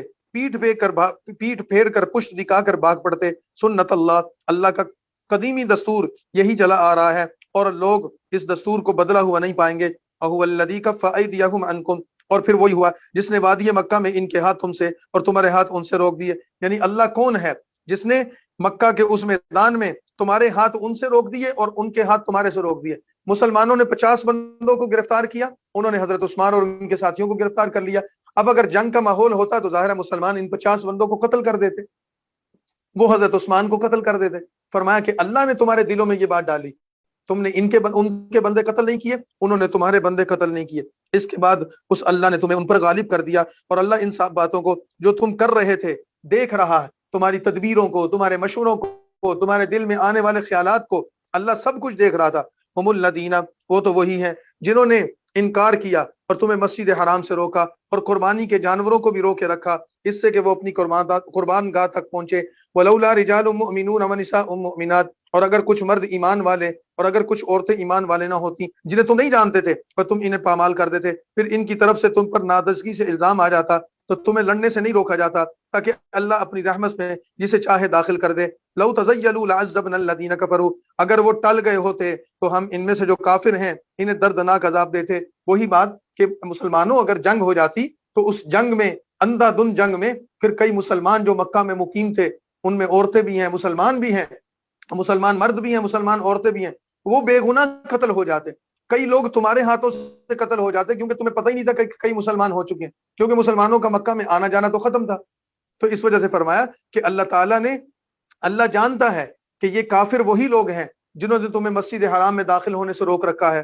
یہ کافر وہی لوگ ہیں جو تمہیں عمرہ نہیں کرنے دے رہے. وہ یہ کافر وہی لوگ ہیں جو قربانی کے جانور مسجد حرام تک نہیں پہنچنے دے رہے. لیکن اللہ نے اپنی مصلحت اور اپنی حکمت سے اس جنگ کو ٹال دیا ہے. اللہ تعالیٰ چاہتے ہیں کہ ان مسلمانوں کی حفاظت فرمائیں، اور تم بھی تو بہت ساری جنگیں کر چکے ہو، اللہ تمہیں بھی امن میں رکھنا چاہتے ہیں. اذ جعل الذین کفروا فی قلوبہم الحمیہ، اور یہ جو صلح نامہ لکھا گیا، اس صلح نامے کی جو عبارت تھی اس پر جو کافروں کی طرف سے اعتراضات تھے کہ محمد الرسول اللہ کیوں لکھا ہے، صرف محمد لکھو، محمد بن عبداللہ لکھو. بسم اللہ الرحمن الرحیم کیوں لکھا ہے، بسم اللہ اللہم لکھو، رحمان اور رحیم نہ لکھو، کیونکہ مکہ کے لوگ کہتے تھے ہم رحمان کو نہیں مانتے، رحیم کو نہیں مانتے. اس کی طرف اشارہ کیا کہ اذ جعل الذین کفروا، جب کافروں نے اپنے دل میں سخت جوش پیدا کیا تھا اور وہ جہالت کا جوش تھا، پھر اللہ نے بھی اپنی تسکین اپنے رسول پر اور ایمان والوں پر نازل کر دی. کافر اگر جوش و خروش کر رہے تھے تو اللہ نے اپنے بندوں کے دلوں پر بھی اطمینان نازل کر دیا اور ان کو پرہیزگاری کی بات پر قائم رکھا. یعنی کہ مسلمانوں نے نہ چاہتے ہوئے بھی اس صلح کو جو بظاہر ان کے لیے، مسلمانوں کے لیے ناگوار تھی، جو قبول کیا، یہ اللہ کی مدد سے قبول کیا، اور وہ اسی کے لائق اور قابل تھے، اور اللہ ہر چیز کو جانتا ہے. لقد صدق اللہ رسولہ الرؤیا بالحق، وہ جو سوال پیدا ہوا، نبی کریم صلی اللہ علیہ وسلم نے جو خواب دیکھا تھا، اگر آپ نبی ہیں اور آپ کا خواب سچا ہے تو پھر خواب پورا کیوں نہیں ہوا؟ بغیر عمرہ ادا کیے واپس کیوں گئے؟ تو جواب آیا کہ اللہ کے نبی کا خواب سچا خواب تھا، لیکن خواب میں یہ تو نہیں بتایا تھا کہ ابھی ہی عمرہ کرو گے، اسی سال ہی کرو گے. لہذا خواب میں تاریخ متعین نہیں کی تھی، تاریخ تو تم نے اپنی مرضی سے رکھی تھی. اللہ نے اپنے نبی کو جو خواب دکھایا تھا وہ سچا خواب تھا، اگلے سال ہی مسلمانوں نے عمرہ کر لیا. لقد صدق اللہ رسولہ الرؤیا بالحق، بے شک اللہ نے اپنے رسول کو خواب سچا کر دکھایا کہ اگر اللہ نے چاہا تو تم امن کے ساتھ مسجد حرام میں ضرور داخل ہوگے، اور پھر جب تم مسجد حرام میں پہنچو گے تو عمرہ کرو گے تو کوئی لوگ اپنے سر منڈائیں گے یا بال کترائیں گے. احرام کھولنے کے لیے دو طریقے ہیں، ایک یہ ہے کہ حلق کروایا جائے، حلق کا مطلب کہ ٹنڈ کروا لی جائے، بالکل صاف کر دیا جائے. دوسرا طریقہ ہے کہ قصر کروایا جائے، بالوں کو کٹوایا جائے. یہ دونوں طریقے حدیث میں موجود ہیں. کوئی حج کا احرام یا عمرے کا احرام باندھ کر جب اعمال سے فارغ ہوتا ہے تو اس کو چاہیے کہ یا وہ حلق کروائے یا قصر کروائے. حلق اور قصر میں سب سے زیادہ فضیلت والا عمل وہ حلق کروانا ہے. باقی اس کی جزوی تفصیلات اور فقہی مسائل ہیں وہ حج کی کتابوں میں، عمرے کی کتابوں میں موجود ہیں، اور پھر علماء سے پوچھی جا سکتی ہے. فرمایا کہ تم اللہ کے نبی کا خواب پورا ہوگا، اور وہ ہوا. آپ مکہ میں داخل ہوئے، احرام کی حالت میں آئے، عمرہ ادا کیا، عمرے کے بعد کچھ لوگوں نے حلق کروایا، کچھ نے بال کتروائے. لا تخافون، کوئی خوف و خطر نہیں. فعلم ما لم تعلموا فجعل من دون ذلك، جس بات کو تم نہ جانتے تھے اس اللہ نے اسے جان لیا تھا، پھر اس نے اس سے پہلے ہی ایک فتح بہت جلدی عطا کر دی. کون سی فتح؟ فتح خیبر، جس کی طرف اشارہ ہے. هو الذی ارسل رسولہ، اللہ وہ ہے جس نے اپنے رسول کو ہدایت اور سچا دین دے کر بھیجا تاکہ اسے ہر ایک دین پر غالب کر دے. اور اللہ کی شہادت اس بات کے لیے کافی ہے، محمد الرسول اللہ. یہ کافر کہتے ہیں کہ محمد الرسول اللہ کو کاٹو، ہم نہیں مانتے محمد الرسول اللہ. معاہدہ لکھنا ہے تو محمد بن عبداللہ کا لکھو. فرمایا کہ اللہ اس بات کا گواہ ہے آپ اللہ کے رسول ہیں. والذین معہ اشداء علی الکفار، آپ کے ساتھیوں کو تعریف فرمائی، اور جو لوگ رسول اللہ کے ساتھ ہیں کفار کے معاملے میں تو بڑے سخت دل ہیں لیکن آپس میں بڑے رحم دل ہیں. صحابہ کرام کی صفت یہ ہے، کافروں کے مقابلے میں سیسا پلائی ہوئی دیوار بن جاتے ہیں، آپس میں صلہ رحمی کرتے ہیں. تراہم رکعا سجدا، صحابہ کی نشانیاں کیا ہیں؟ تم انہیں دیکھو گے رکوع کر رہے ہیں، سجدے کر رہے ہیں، اللہ کا فضل اور اس کی خوشنودی تلاش کر رہے ہیں. سیماہم فی وجوہہم، ان نیک لوگوں کی شناخت ان کے چہروں میں موجود ہے، ان کے چہروں پر، ان کی پیشانیوں پر سجدے کا نشان اس بات کی علامت ہے یہ نیک لوگ ہیں. ذالک مثلہم بالتوراۃ، اور یہی ان کی صفت ان کی تورات میں ذکر کی گئی ہے. موسیٰ علیہ السلام کی کتاب تورات میں اللہ تعالیٰ نے صحابہ کی جو نشانیاں بتائی تھیں وہ یہی نشانیاں تھیں جو قرآن نے بتائی ہیں، تورات اور انجیل میں بھی موجود ہیں. ان کی یہی صفت تورات میں ذکر کی گئی ہے، اور مثلہم فی الانجیل، اور انجیل میں بھی ان کے اوصاف کو ذکر کیا گیا ہے. کزرع اخرج شطأہ، مثال اس کی یہ دی گئی ہے اس کھیتی کی طرح جس نے اپنی سوئی نکالی، پھر اسے وہ کبھی کر دیا، پھر وہ موٹی ہو گئی، پھر اپنے تنا پر کھڑی ہوگی، کسانوں کو خوش کرنے لگی. جیسے کھیتی میں زمین پر کسان ہل چلاتا ہے نا، بیج ڈالتا ہے، چھوٹی سی کومپل نکلتی ہے، پھر وہ بڑھتے بڑھتے بڑھتے بڑھتے جوان فصل بن جاتی ہے، تن آور درخت ہو جاتا ہے، پھر اس پر پھل آتے ہیں. تو صحابہ کی مثال یہ ہے کہ اللہ کے نبی نے ہل چلایا، ایمان کے بیج ان کے دلوں میں ڈالے، اور پھر اس کے نتیجے میں جو ثمرات آئے، آج یہ جہاد، قتال، نماز، روزہ، حج، زکوٰۃ اور دیگر اعمال کرنے والے، یہ اس ایمان کی فصل کا پھل ہے جو نظر آ رہا ہے. تو فرمایا کہ یہ سارا کچھ ہو گیا، اور یہ فصل جب تیار ہوتی ہے تو کسان اس سے خوش ہوتا ہے. تو فرمایا اللہ کے نبی نے یہ جو فصل تیار کی ہے ان صحابہ کو دیکھ کر آپ خوش ہو رہے ہیں. لیغیظ بہم الکفار، اور اس سے اللہ ان کی وجہ سے کفار کو غصہ دلا رہا ہے. اس فصل کی تیاری کی وجہ سے ایمان والوں کا ایمان بڑھ رہا ہے، جوش بڑھ رہا ہے، اور کافر دیکھ دیکھ کر حسد کی آگ میں جل رہے ہیں. وعد اللہ الذین آمنوا، اللہ نے ان ایمان والوں سے اور نیک کام کرنے والوں سے وعدہ کر رکھا ہے اللہ ان کی بخشش بھی کرے گا، وہ اجر عظیما، اور ان کو اجر عظیم عطا کرے گا. یہ سورہ فتح مکمل ہو گئی.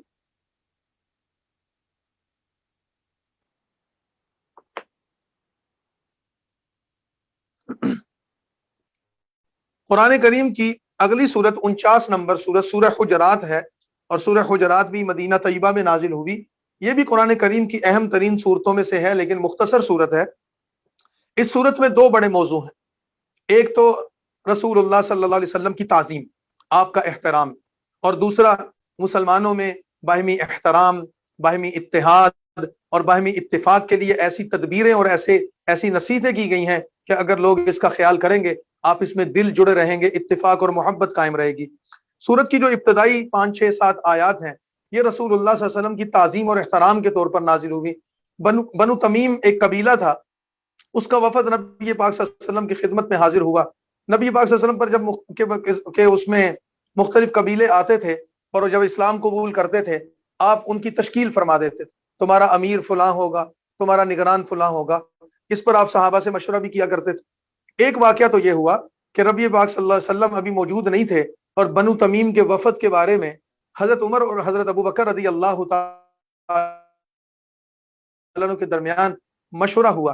اللہ کے نبی ابھی اس مشورے میں شامل نہیں ہوئے تھے، اور اس مشورے میں بات چلتے ہوئے تھوڑا سا تکرار کی طرف چلی گئی. حضرت ابو بکر کہتے تھے کہ ایسے کرنا چاہیے، حضرت عمر کہتے تھے ایسے کرنا چاہیے. ان کی رائے اختلاف کا شکار ہو گئی. جب کسی چیز کا اختلاف ہوتا ہے، رائے میں تکرار ہوتی ہے تو ذرا آوازیں بھی بلند ہو جاتی ہیں. اس دوران نبی کریم صلی اللہ علیہ وسلم کی تشریف آوری ہوئی تو وہ اونچی آواز سے ایک دوسرے سے بات کر رہے تھے. اللہ تعالیٰ کو ان کا یہ عمل ناپسند آیا اور تنبیہ کرتے ہوئے فرمایا کہ لوگوں، نبی کی احترام اور تعظیم کا تقاضا یہ ہے اپنی آوازوں کو ان کے سامنے پست رکھا کرو، نبی کے سامنے اپنی آواز کو بلند نہ کرو. اور یہ آیت لا ترفعوا اصواتکم فوق صوت النبی نازل ہو. دوسرا بنی تمیم کا جو تمیم قبیلے کا جو وفد تھا، وہ رسول اللہ صلی اللہ علیہ وسلم کے گھر کے باہر جو آپ کے حجرات تھے، حجرہ کہتے ہیں کمرے کو، آپ کے جو حجرات، آپ کے گھر جو بنے ہوئے تھے آپ کی بیگمات کے، ازواج مطہرات کے، تو اس کے گھر کے دروازے کے باہر کھڑے ہو کر رسول اللہ کو آوازیں لگا رہے تھے کہ باہر آئیے ہماری بات سنیے. تو قرآن کریم نے اس کی بھی نقد کرتے ہوئے منع فرمایا کہ نبی کو ایسے آوازیں نہ دیا کرو. ان کے احترام کا تقاضا یہ ہے کہ تم باہر رہ کر ان کا انتظار کرو. عام آدمی کو جیسے گھر سے باہر آواز دے کر بلایا جاتا ہے کہ فلاں ذرا باہر آنا، نبی کی شان یہ نہیں ہے. ان کا احترام، ان کی تعظیم تمہارے ذمے. تو فرمایا بسم اللہ الرحمن الرحیم، یا ایھا الذین آمنوا لا تقدموا بین یدی اللہ، اے ایمان والو اللہ اور اس کے رسول کے سامنے پہل نہ کرو. یعنی کہ پہلے ان کی بات سنو، چلتے ہوئے اگر نبی چل رہے ہیں تو ان کے آگے نہ چلو، اگر وہ بات کر رہے ہیں تو ان کی بات کو کاٹو نہ، اگر کوئی مشورہ ہو رہا ہے تو پہلے ان کی سنو پھر اپنی بات کرو. یہ عام حکم ہے، مختلف چیزوں میں اس کو سمجھا جا سکتا ہے. واتقوا اللہ، ایمان والو اللہ سے ڈرتے رہو، بے شک اللہ سب کچھ سننے اور جاننے والا ہے. یا ایھا الذین آمنوا، اے ایمان والو لا ترفعوا اصواتکم فوق صوت النبی، اپنی آوازیں نبی کی آواز سے بلند نہ کیا کرو. نبی کی آواز کے مقابلے میں تمہاری آواز پست ہونی چاہیے. ولا تجہروا له بالقول، اور نہ بلند آواز سے رسول اللہ سے بات کیا کرو، آہستہ آواز سے، پست لہجے سے، ادب اور احترام سے بات کیا کرو. کجہر بعضکم لبعض، جیسے تم ایک دوسرے سے اونچی آواز سے بات کرتے ہو یا بے تکلف سے بات کرتے ہو. ہمارے نبی سے ایسے بات نہ کرنا. ہمارے نبی کے احترام کو سمجھو، ان کے مقام کو سمجھو. اگر تم نے اس کی پابندی نہ کی، ان تحبط اعمالکم، اللہ تمہارے اعمال، یہ نہ ہو کہ اللہ کی طرف سے تمہارے اعمال برباد ہو جائیں اور تمہیں اس کی خبر بھی نہ ہو. قرآن کریم کی یہ آیت نمبر 2 سورہ حجرات کی، آج بھی رسول اللہ کے روضہ مبارک کے اوپر لکھی ہوئی ہے، جالیوں کے اوپر لکھی ہوئی ہے. اور علماء نے یہ بات لکھی ہے، نبی کریم صلی اللہ علیہ وسلم کی قبر مبارک کے سامنے جا کر بھی کسی شخص کا اونچی آواز سے بات کرنا جائز نہیں ہے. رسول اللہ اپنی قبر میں حیات رکھتے ہیں، اپنی قبر میں حیات ہیں، زندہ ہیں، ہمیں اس کا شعور نہیں ہے. کوئی آپ کے روضہ مبارک کے سامنے جا کر، قبر مبارک کے سامنے جا کر بھی اونچی آواز سے بات کرے، شور شرابہ کرے تو یہ جائز نہیں ہے. اس آیت کا حکم وہاں بھی یہی ہے، آہستہ بولو، پست آواز سے بولو، احترام کے ساتھ بولو. سلام بھی عرض کرنا ہے، اعتدال کے ساتھ سلام عرض کیا جائے، چیخ و پکار کے ساتھ نہ کیا جائے، فضول بات چیت نہ کی جائے، نبی کا احترام ملحوظ رہے. اگر تم نے یہ نہ کیا تو تمہارے اعمال ضائع ہو جائیں. ان الذین یغضون اصواتهم، بے شک جو لوگ اپنی آوازیں اللہ کے رسول کے سامنے آہستہ کر لیتے ہیں، یہی وہ لوگ ہیں اللہ نے ان کے دلوں کو پرہیزگاری کے لیے جانچ لیا ہے. لہم مغفرۃ، ان کے لیے بخشش اور بہت بڑا اجر ہے. ان الذین ینادونک من وراء الحجرات، اور بے شک جو لوگ آپ کو آپ کے حجروں کے باہر سے آوازیں دے کر پکار رہے ہوتے ہیں، اکثر ان میں سے عقل نہیں رکھتے، ان کو پتہ ہی نہیں ہے نبی کو کیسے بلانا ہے. یہ نبی کے احترام کے خلاف ہے. ولو انہم صبروا، اگر وہ قبیلے کے لوگ جو رسول اللہ کو حجرے کے باہر کھڑے ہو کر پکار رہے تھے، اگر وہ صبر کرتے یہاں تک کہ آپ خود ان کے پاس نکل کر آ جاتے تو یہ ان کے لیے بہتر تھا. رسول اللہ کو ایسے ان کے حجرے کے باہر کھڑے ہو کر آوازیں دے کر بلانا یہ ان کے لیے درست نہیں تھا. لیکن چونکہ وہ نئے لوگ تھے، ادب سے واقف نہیں تھے، اس وجہ سے اللہ نے ان کو سکھایا. واللہ غفور الرحیم، اللہ بخشنے والا، نہایت رحم کرنے والا ہے. یا ایھا الذین آمنوا ان جاءکم فاسق بنبأ فتبینوا، آیت نمبر 6 میں ایک اور حکم آ گیا. نبی کریم صلی اللہ علیہ وسلم نے ولید بن عقبہ رضی اللہ تعالیٰ عنہ، ایک صحابی ہیں، ان کو بنو مستلق قبیلے کی طرف بھیجا پیغام دے کر کے جاؤ اور ان کو کہو کہ زکوٰۃ ادا کریں اور زکوٰۃ کا مال وصول کر کے لاؤ. ولید بن عقبہ وہاں پہنچے تو وہاں پر دیکھا کہ ان لوگوں کو بھی اطلاع ہو گئی کہ رسول اللہ کا نمائندہ آ رہا ہے. تو بنو مستلق قبیلے کے لوگ اپنے قبیلے کی حدود اور اپنے علاقے سے باہر نکل کر کھڑے ہو گئے اور بڑی تعداد ان کی کھڑی تھی. تو ولید بن عقبہ نے دور سے دیکھا تو حیران اور تھوڑا پریشان بھی ہوئے کہ یہ بڑے جوش و خروش کے ساتھ یہاں کھڑے ہیں، کیا وجہ ہے؟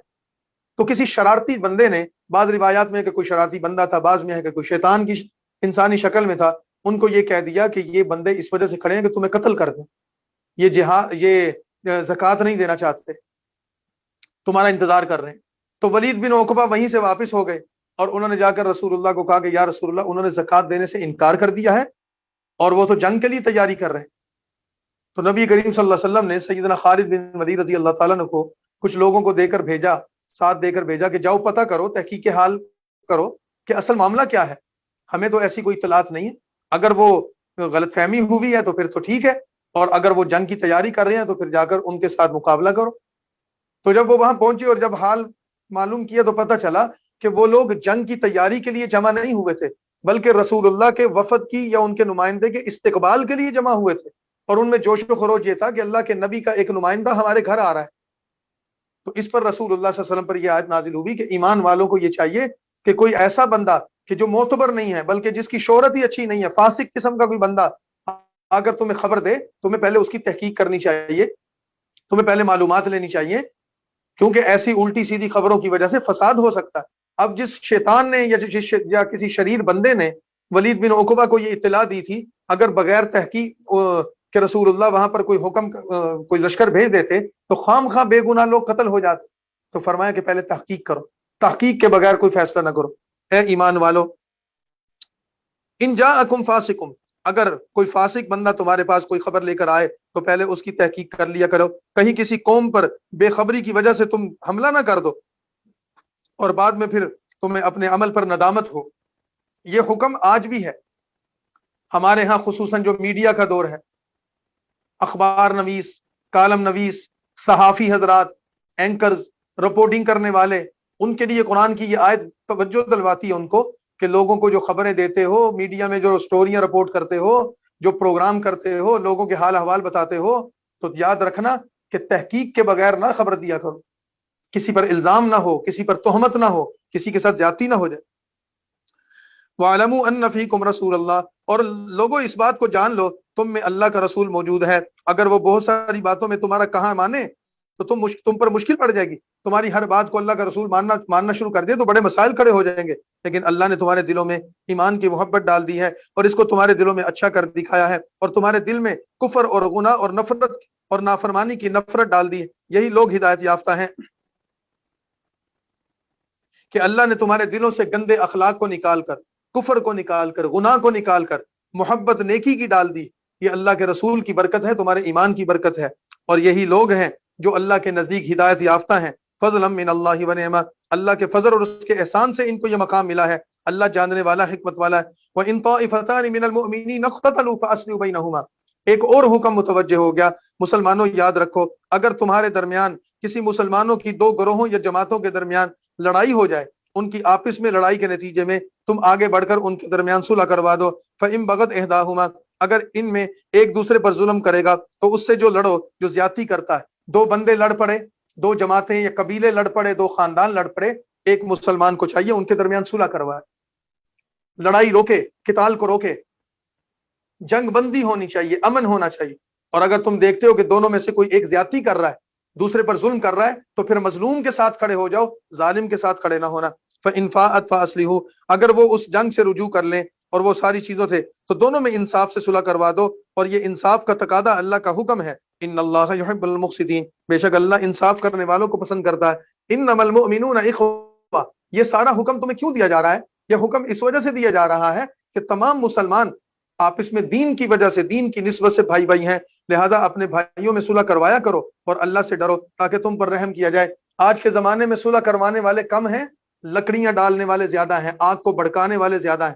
فرمایا کہ ایسے نہ بنو، صلح کروایا کرو، امن کا ماحول قائم کرو، لوگوں کی لڑائی اور جنگ اور لوگوں کے درمیان جو فتنہ و فساد ہے اس کے خاتمے کے لیے کردار ادا کرو۔ یا ایھا الذین آمنوا لا یسخر قوم من قوم عسیٰ، ایک اور حکم اخلاقیات کے حوالے سے، اے ایمان والو، ایک قوم دوسری قوم سے مذاق نہ کرے، ایک دوسرے سے ایسے مذاق نہ کیا کرو کہ تم ایک کو اعلیٰ بنا دو اور دوسرے کو بدتر بنا دو، ایک کو بڑا شرف اور عزت دے دو اور دوسرے کو بیکار کر دو، یعنی کہ کسی بندے کے ساتھ مذاق کرتے کرتے ایسا مذاق کیا کہ اس کی بے عزتی کر دی، ایسا مذاق کیا کہ اس کی تضحیق کر دی، اس کو ذلیل کر دیا، یہ نہ کرو۔ ہو سکتا ہے ان یکونوا خیرا منہم، جس کی تم بے عزتی کر رہے ہو مذاق میں، جس کو ذلیل اور رسوا کر رہے ہو، وہ تم سے ان سے بہتر ہو۔ ولا نساء من نساء، اور نہ عورتیں دوسری عورتوں سے مذاق کیا کریں، ان یکن خیرا منہن، ہو سکتا ہے جن کو ذلیل کر رہی ہیں، جن کو مذاق کا نشانہ بنا رہی ہیں، وہ ان سے بہتر ہو۔ ولا تلمزوا انفسکم ولا تنابذوا بالالقاب، ایک دوسرے کو تانے نہ دیا کرو، تانے دینے سے دلوں میں نفرت پیدا ہوگی۔ اور نہ ایک دوسرے کو الٹے سیدھے ناموں سے پکارا کرو. کسی انسان کا جو صحیح نام ہے اس کو اسی نام سے پکارنا چاہیے. اگر کسی کے نام کو بگاڑ کر اس کو بلایا جائے اور وہ اس کو برا محسوس کرے تو نہ بھی برا محسوس کرے. کسی کے نام کو بگاڑنا اور اس کے نام کو چھوڑ کر اصل نام کو چھوڑ کر کوئی الٹا نام رکھنا اور کسی کے ساتھ کوئی ایسا لقب لگا دینا کہ جو اس کی شخصیت کو خراب کر دے، مسخ کر دے، یہ جائز نہیں، یہ حرام ہے. ایک دوسرے کو تانے دینا حرام ہے.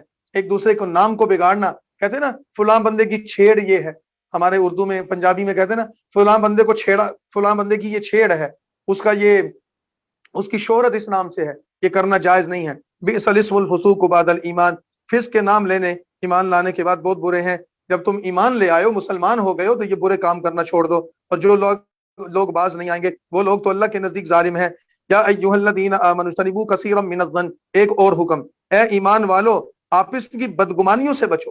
کسی کے بارے میں بدگمانی کرنا، کسی کی ٹو میں لگے رہنا، کسی سے بدگمان ہو کر اس کے بارے میں بری بری باتیں کرنا، برے تصورات و خیالات رکھنا. کیوں؟ ان بعض الظن اسم، اس وجہ سے بعض خیال اور گمان جو لوگوں کے بارے میں تم منفی طور پر کرتے ہو وہ گناہ اور حرام ہے.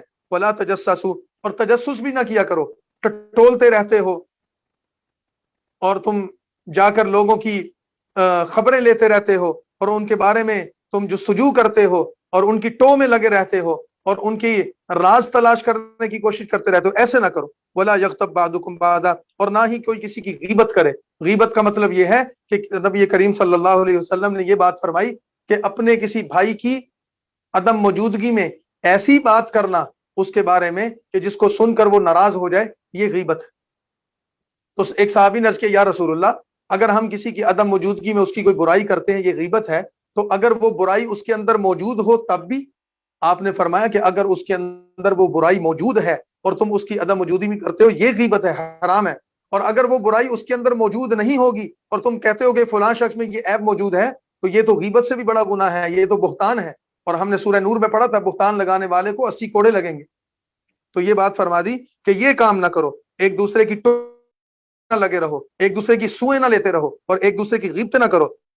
ایحب احدکم، غیبت کرنے والے کی تعبیر اور مثال کیا دی؟ کیا تم میں سے کوئی یہ پسند کرتا ہے ان یاکل لحم اخیہ میتا فکرہتموہ، کہ اپنے مردہ بھائی کا گوشت کھائے، اس کو تم تو ناپسند کرتے ہو. کیا کوئی انسان اپنے دوسرے بھائی کا مردار کا گوشت کھانا پسند کرے گا؟ غیبت کرنے والا جب کسی کی غیبت کرتا ہے گویا کہ وہ مردار کا گوشت کھا رہا ہے. واتقوا اللہ، لوگوں اللہ سے ڈرو، بے شک اللہ بڑا توبہ قبول کرنے والا، رحم والا ہے. یا ایھا الناس انا خلقناکم من ذکر و انثی، ایک اور حکم آ گیا، اے ایمان والو ہم نے تم تمام انسانوں کو ایک مرد اور ایک عورت سے پیدا کیا ہے. وجعلناکم شعوبا وقبائل لتعارفوا، اور پھر تمہارے درمیان خاندار اور قومیں بنا دی. تمہیں ایک مرد اور عورت آدم اور حوا سے پیدا کر کے زمین پر آباد کر دیا، پھر تمہارے قبیلے بنا دیے، تمہاری قومیں بنا دی، تمہارے ملک تو تمہارے مختلف قوموں اور قبیلوں میں تقسیم کر کے تمہاری شناخت بنا دی. اور یہ تمہاری شناخت تمہاری قومیں اور قبیلے ہیں، لیکن یہ تمہاری فخر کا ذریعہ نہیں ہے. میں تو فلاں قبیلے سے تعلق رکھتا ہوں، میں تو چودھری ہوں، میں تو فلاں ہوں، اور وہ کمی کمین ہے، یہ نہیں. دنیا کے تمام انسان ایک آدم کی اولاد ہیں، ایک حوا کی اولاد ہیں. لہذا اپنے قبیلوں کو اپنی شناخت کا ذریعہ تو بناؤ، فخر کا ذریعہ نہ بناؤ. ان اکرمکم عند اللہ اتقاکم، تم اپنے قبیلے کی وجہ سے بڑا نہیں بن سکتے، اپنی ذات کی وجہ سے بڑا نہیں بن سکتے، اپنی کاسٹ کی وجہ سے تم فخر نہیں کر سکتے. اللہ کے نزدیک تو زیادہ عزت والا وہ ہے جو تقوی اختیار کرے گا، بے شک اللہ جانتا ہے اور خبردار ہے. قالت الاعراب آمنا، اور وہ دیہاتی لوگ جن کا پہلے بھی تذکرہ ہوا انہوں نے کہا ہم ایمان لائے ہیں. دیہاتی آ کر رسول اللہ کو کہتے تھے ہم ایمان لے آئے، لیکن دل سے ایمان نہیں ہوتا تھا. فرمایا قل لم تؤمنوا، اے نبی ان کو کہہ دو تم ایمان نہیں لائے، تم کہو کہ ہم مسلمان ہو گئے ہیں اور ابھی تک ایمان تمہارے دلوں میں داخل نہیں ہوا. یعنی کہ یہ کہو کہ ہم مسلمانوں کی جماعت میں شامل ہو گئے ہیں، ظاہری طور پر اسلام والوں میں شامل ہو گئے ہیں، لیکن تمہارے دل کے اندر ابھی کفر موجود ہے. تو ان کو یہ کہو کہ یہ جھوٹ نہ بولا کرو ہم ایمان لائے ہیں، بلکہ یہ کہا کرو ہم مسلمانوں کی طرح بن گئے ہیں، ابھی تک ایمان تمہارے دلوں میں داخل ہی نہیں ہوا. وَإِن تُطِيعُوا اللَّهَ وَرَسُولَهُ، اگر تم اللہ اور اس کے رسول کا حکم مانو گے تو تمہارے اعمال میں سے کچھ بھی کم نہیں کرے گا، بے شک اللہ بخشنے والا رحم والا ہے. انما المؤمنون الذين آمنوا بالله، بے شک سچے مسلمان تو وہی ہیں جو اللہ اور اس کے رسول پر ایمان لائے، پھر انہوں نے کسی قسم کا شک نہیں کیا اور وہ اپنی مال اور اپنی جان سے اللہ کے راستے میں جہاد کرتے ہیں. یہی سچے ہیں. جو منافق کہتے ہیں کہ ہم ایمان لائے، نہ وہ جہاد پر جاتے ہیں، نہ قتال کرتے ہیں، نہ اللہ کے راستے میں مال دیتے ہیں، یہ کیسے مسلمان ہیں؟ قل اتعلمون اللہ بدینکم، اے نبی ان کو کہہ دو کیا تم اللہ کو اپنی دینداری جتاتے ہو؟ واللہ یعلم، اللہ تو جو کچھ آسمان اور زمین میں ہر چیز کو جانتا ہے۔ تمہیں اپنی زبان سے کہنا ہم بڑے دیندار ہیں، ہم بڑے سچے ہیں، ہم بڑے نیک ہیں، اللہ کو بتانے کی ضرورت نہیں، اللہ ہر چیز کو جانتا ہے۔ اپنی زبانوں سے اپنے دعوے نہ کرو، اپنے اوپر فخر نہ کرو، اپنی نیکیاں اور اپنی صفتیں لوگوں کے سامنے بیان نہ کرو، اپنی اچھائیاں لوگوں کے سامنے بیان نہ کرو۔ تمہارے اندر اچھائی ہے، اللہ لوگوں کے دلوں میں اس اچھائی کو ڈال دے گا۔ تم نیک ہو، تمہاری نیکی اللہ لوگوں تک پہنچا دے گا، اور اگر تم نیک نہیں اور دعوے کرتے ہو ہم بڑے نیک ہیں تو تم رسوا ہوگے، جھوٹ بول رہے ہو، اللہ تمہیں رسوا کرے گا۔ تمہارا یہ دکھلاوا اور ریاکاری کسی کام نہیں آنے والی۔ ہر چیز کو اللہ جاننے والا۔ یمنون علیک ان اسلموا، آپ پر اپنے اسلام لانے کا احسان جتاتے ہیں۔ یہ لوگ آ کر کہتے ہیں دیکھو جی ہم مسلمان ہو گئے ہیں، آپ کے کہنے پر مسلمان ہوئے، آپ کے کہنے پر ہم نے یہ کام کیا۔ فرمایا کہ اب یہ اسلام لانے کا دعویٰ کر کے آپ پر احسان جتلا رہے ہیں۔ قل لا تمنوا علی اسلامکم، ان منافقوں کو کہہ دو مجھ پر اپنے اسلام لانے کا احسان نہ جتلاؤ، بلکہ اللہ تم پر احسان رکھتا ہے کہ اس نے ایمان کی طرف تمہاری رہنمائی کی۔ اگر تم سچے ہو، اگر تمہارے دل میں واقعی ایمان موجود ہے تو اللہ کا احسان ہے تم پر، اور اگر نہیں تو پھر تم نفاق کر رہے ہو۔ ان اللہ یعلم، بے شک اللہ آسمانوں اور زمین کی سب مخفی چیزوں کو جانتا ہے، اور اللہ دیکھ رہا ہے جو تم کر رہے ہو۔ سورہ حجرات یہاں مکمل ہو گئی۔ یہ سورہ حجرات قرآن کریم کی بڑی اہم سورت ہے، اور اس کے جو احکام ہیں 7-8 جو ذکر کیے ہیں یہ بھی بڑے اہم ہیں۔ جن بندوں کو اللہ تعالیٰ توفیق دیں، ہمارے بھائی ہماری بہنیں، ان کو چاہیے کہ وہ سورہ حجرات کو اپنے مطالعے میں رکھا کرے۔ سورہ حجرات 2 صفوں کی صورت ہے، صرف 18 آیات ہیں اس میں، لیکن اس کے اندر بڑے زبردست مضامین ہیں۔ وقت کی کمی کی وجہ سے ہم ان کی تفصیلات نہیں بیان کر سکتے، لیکن ان تمام کے تمام احکامات کو سمجھنا چاہیے اور اس پر عمل کی کوشش کرنی چاہیے۔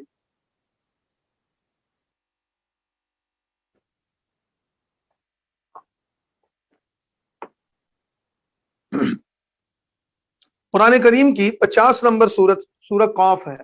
سورہ قاف مکہ مکرمہ میں نازل ہوئی، چھوٹی سورت ہے، اور اس سورت کے اندر جو بنیادی طور پر جو چیز ذکر کی گئی ہے اللہ کی توحید، رسول اللہ صلی اللہ علیہ وسلم کی نبوت اور رسالت کے ساتھ آخرت کا یقین۔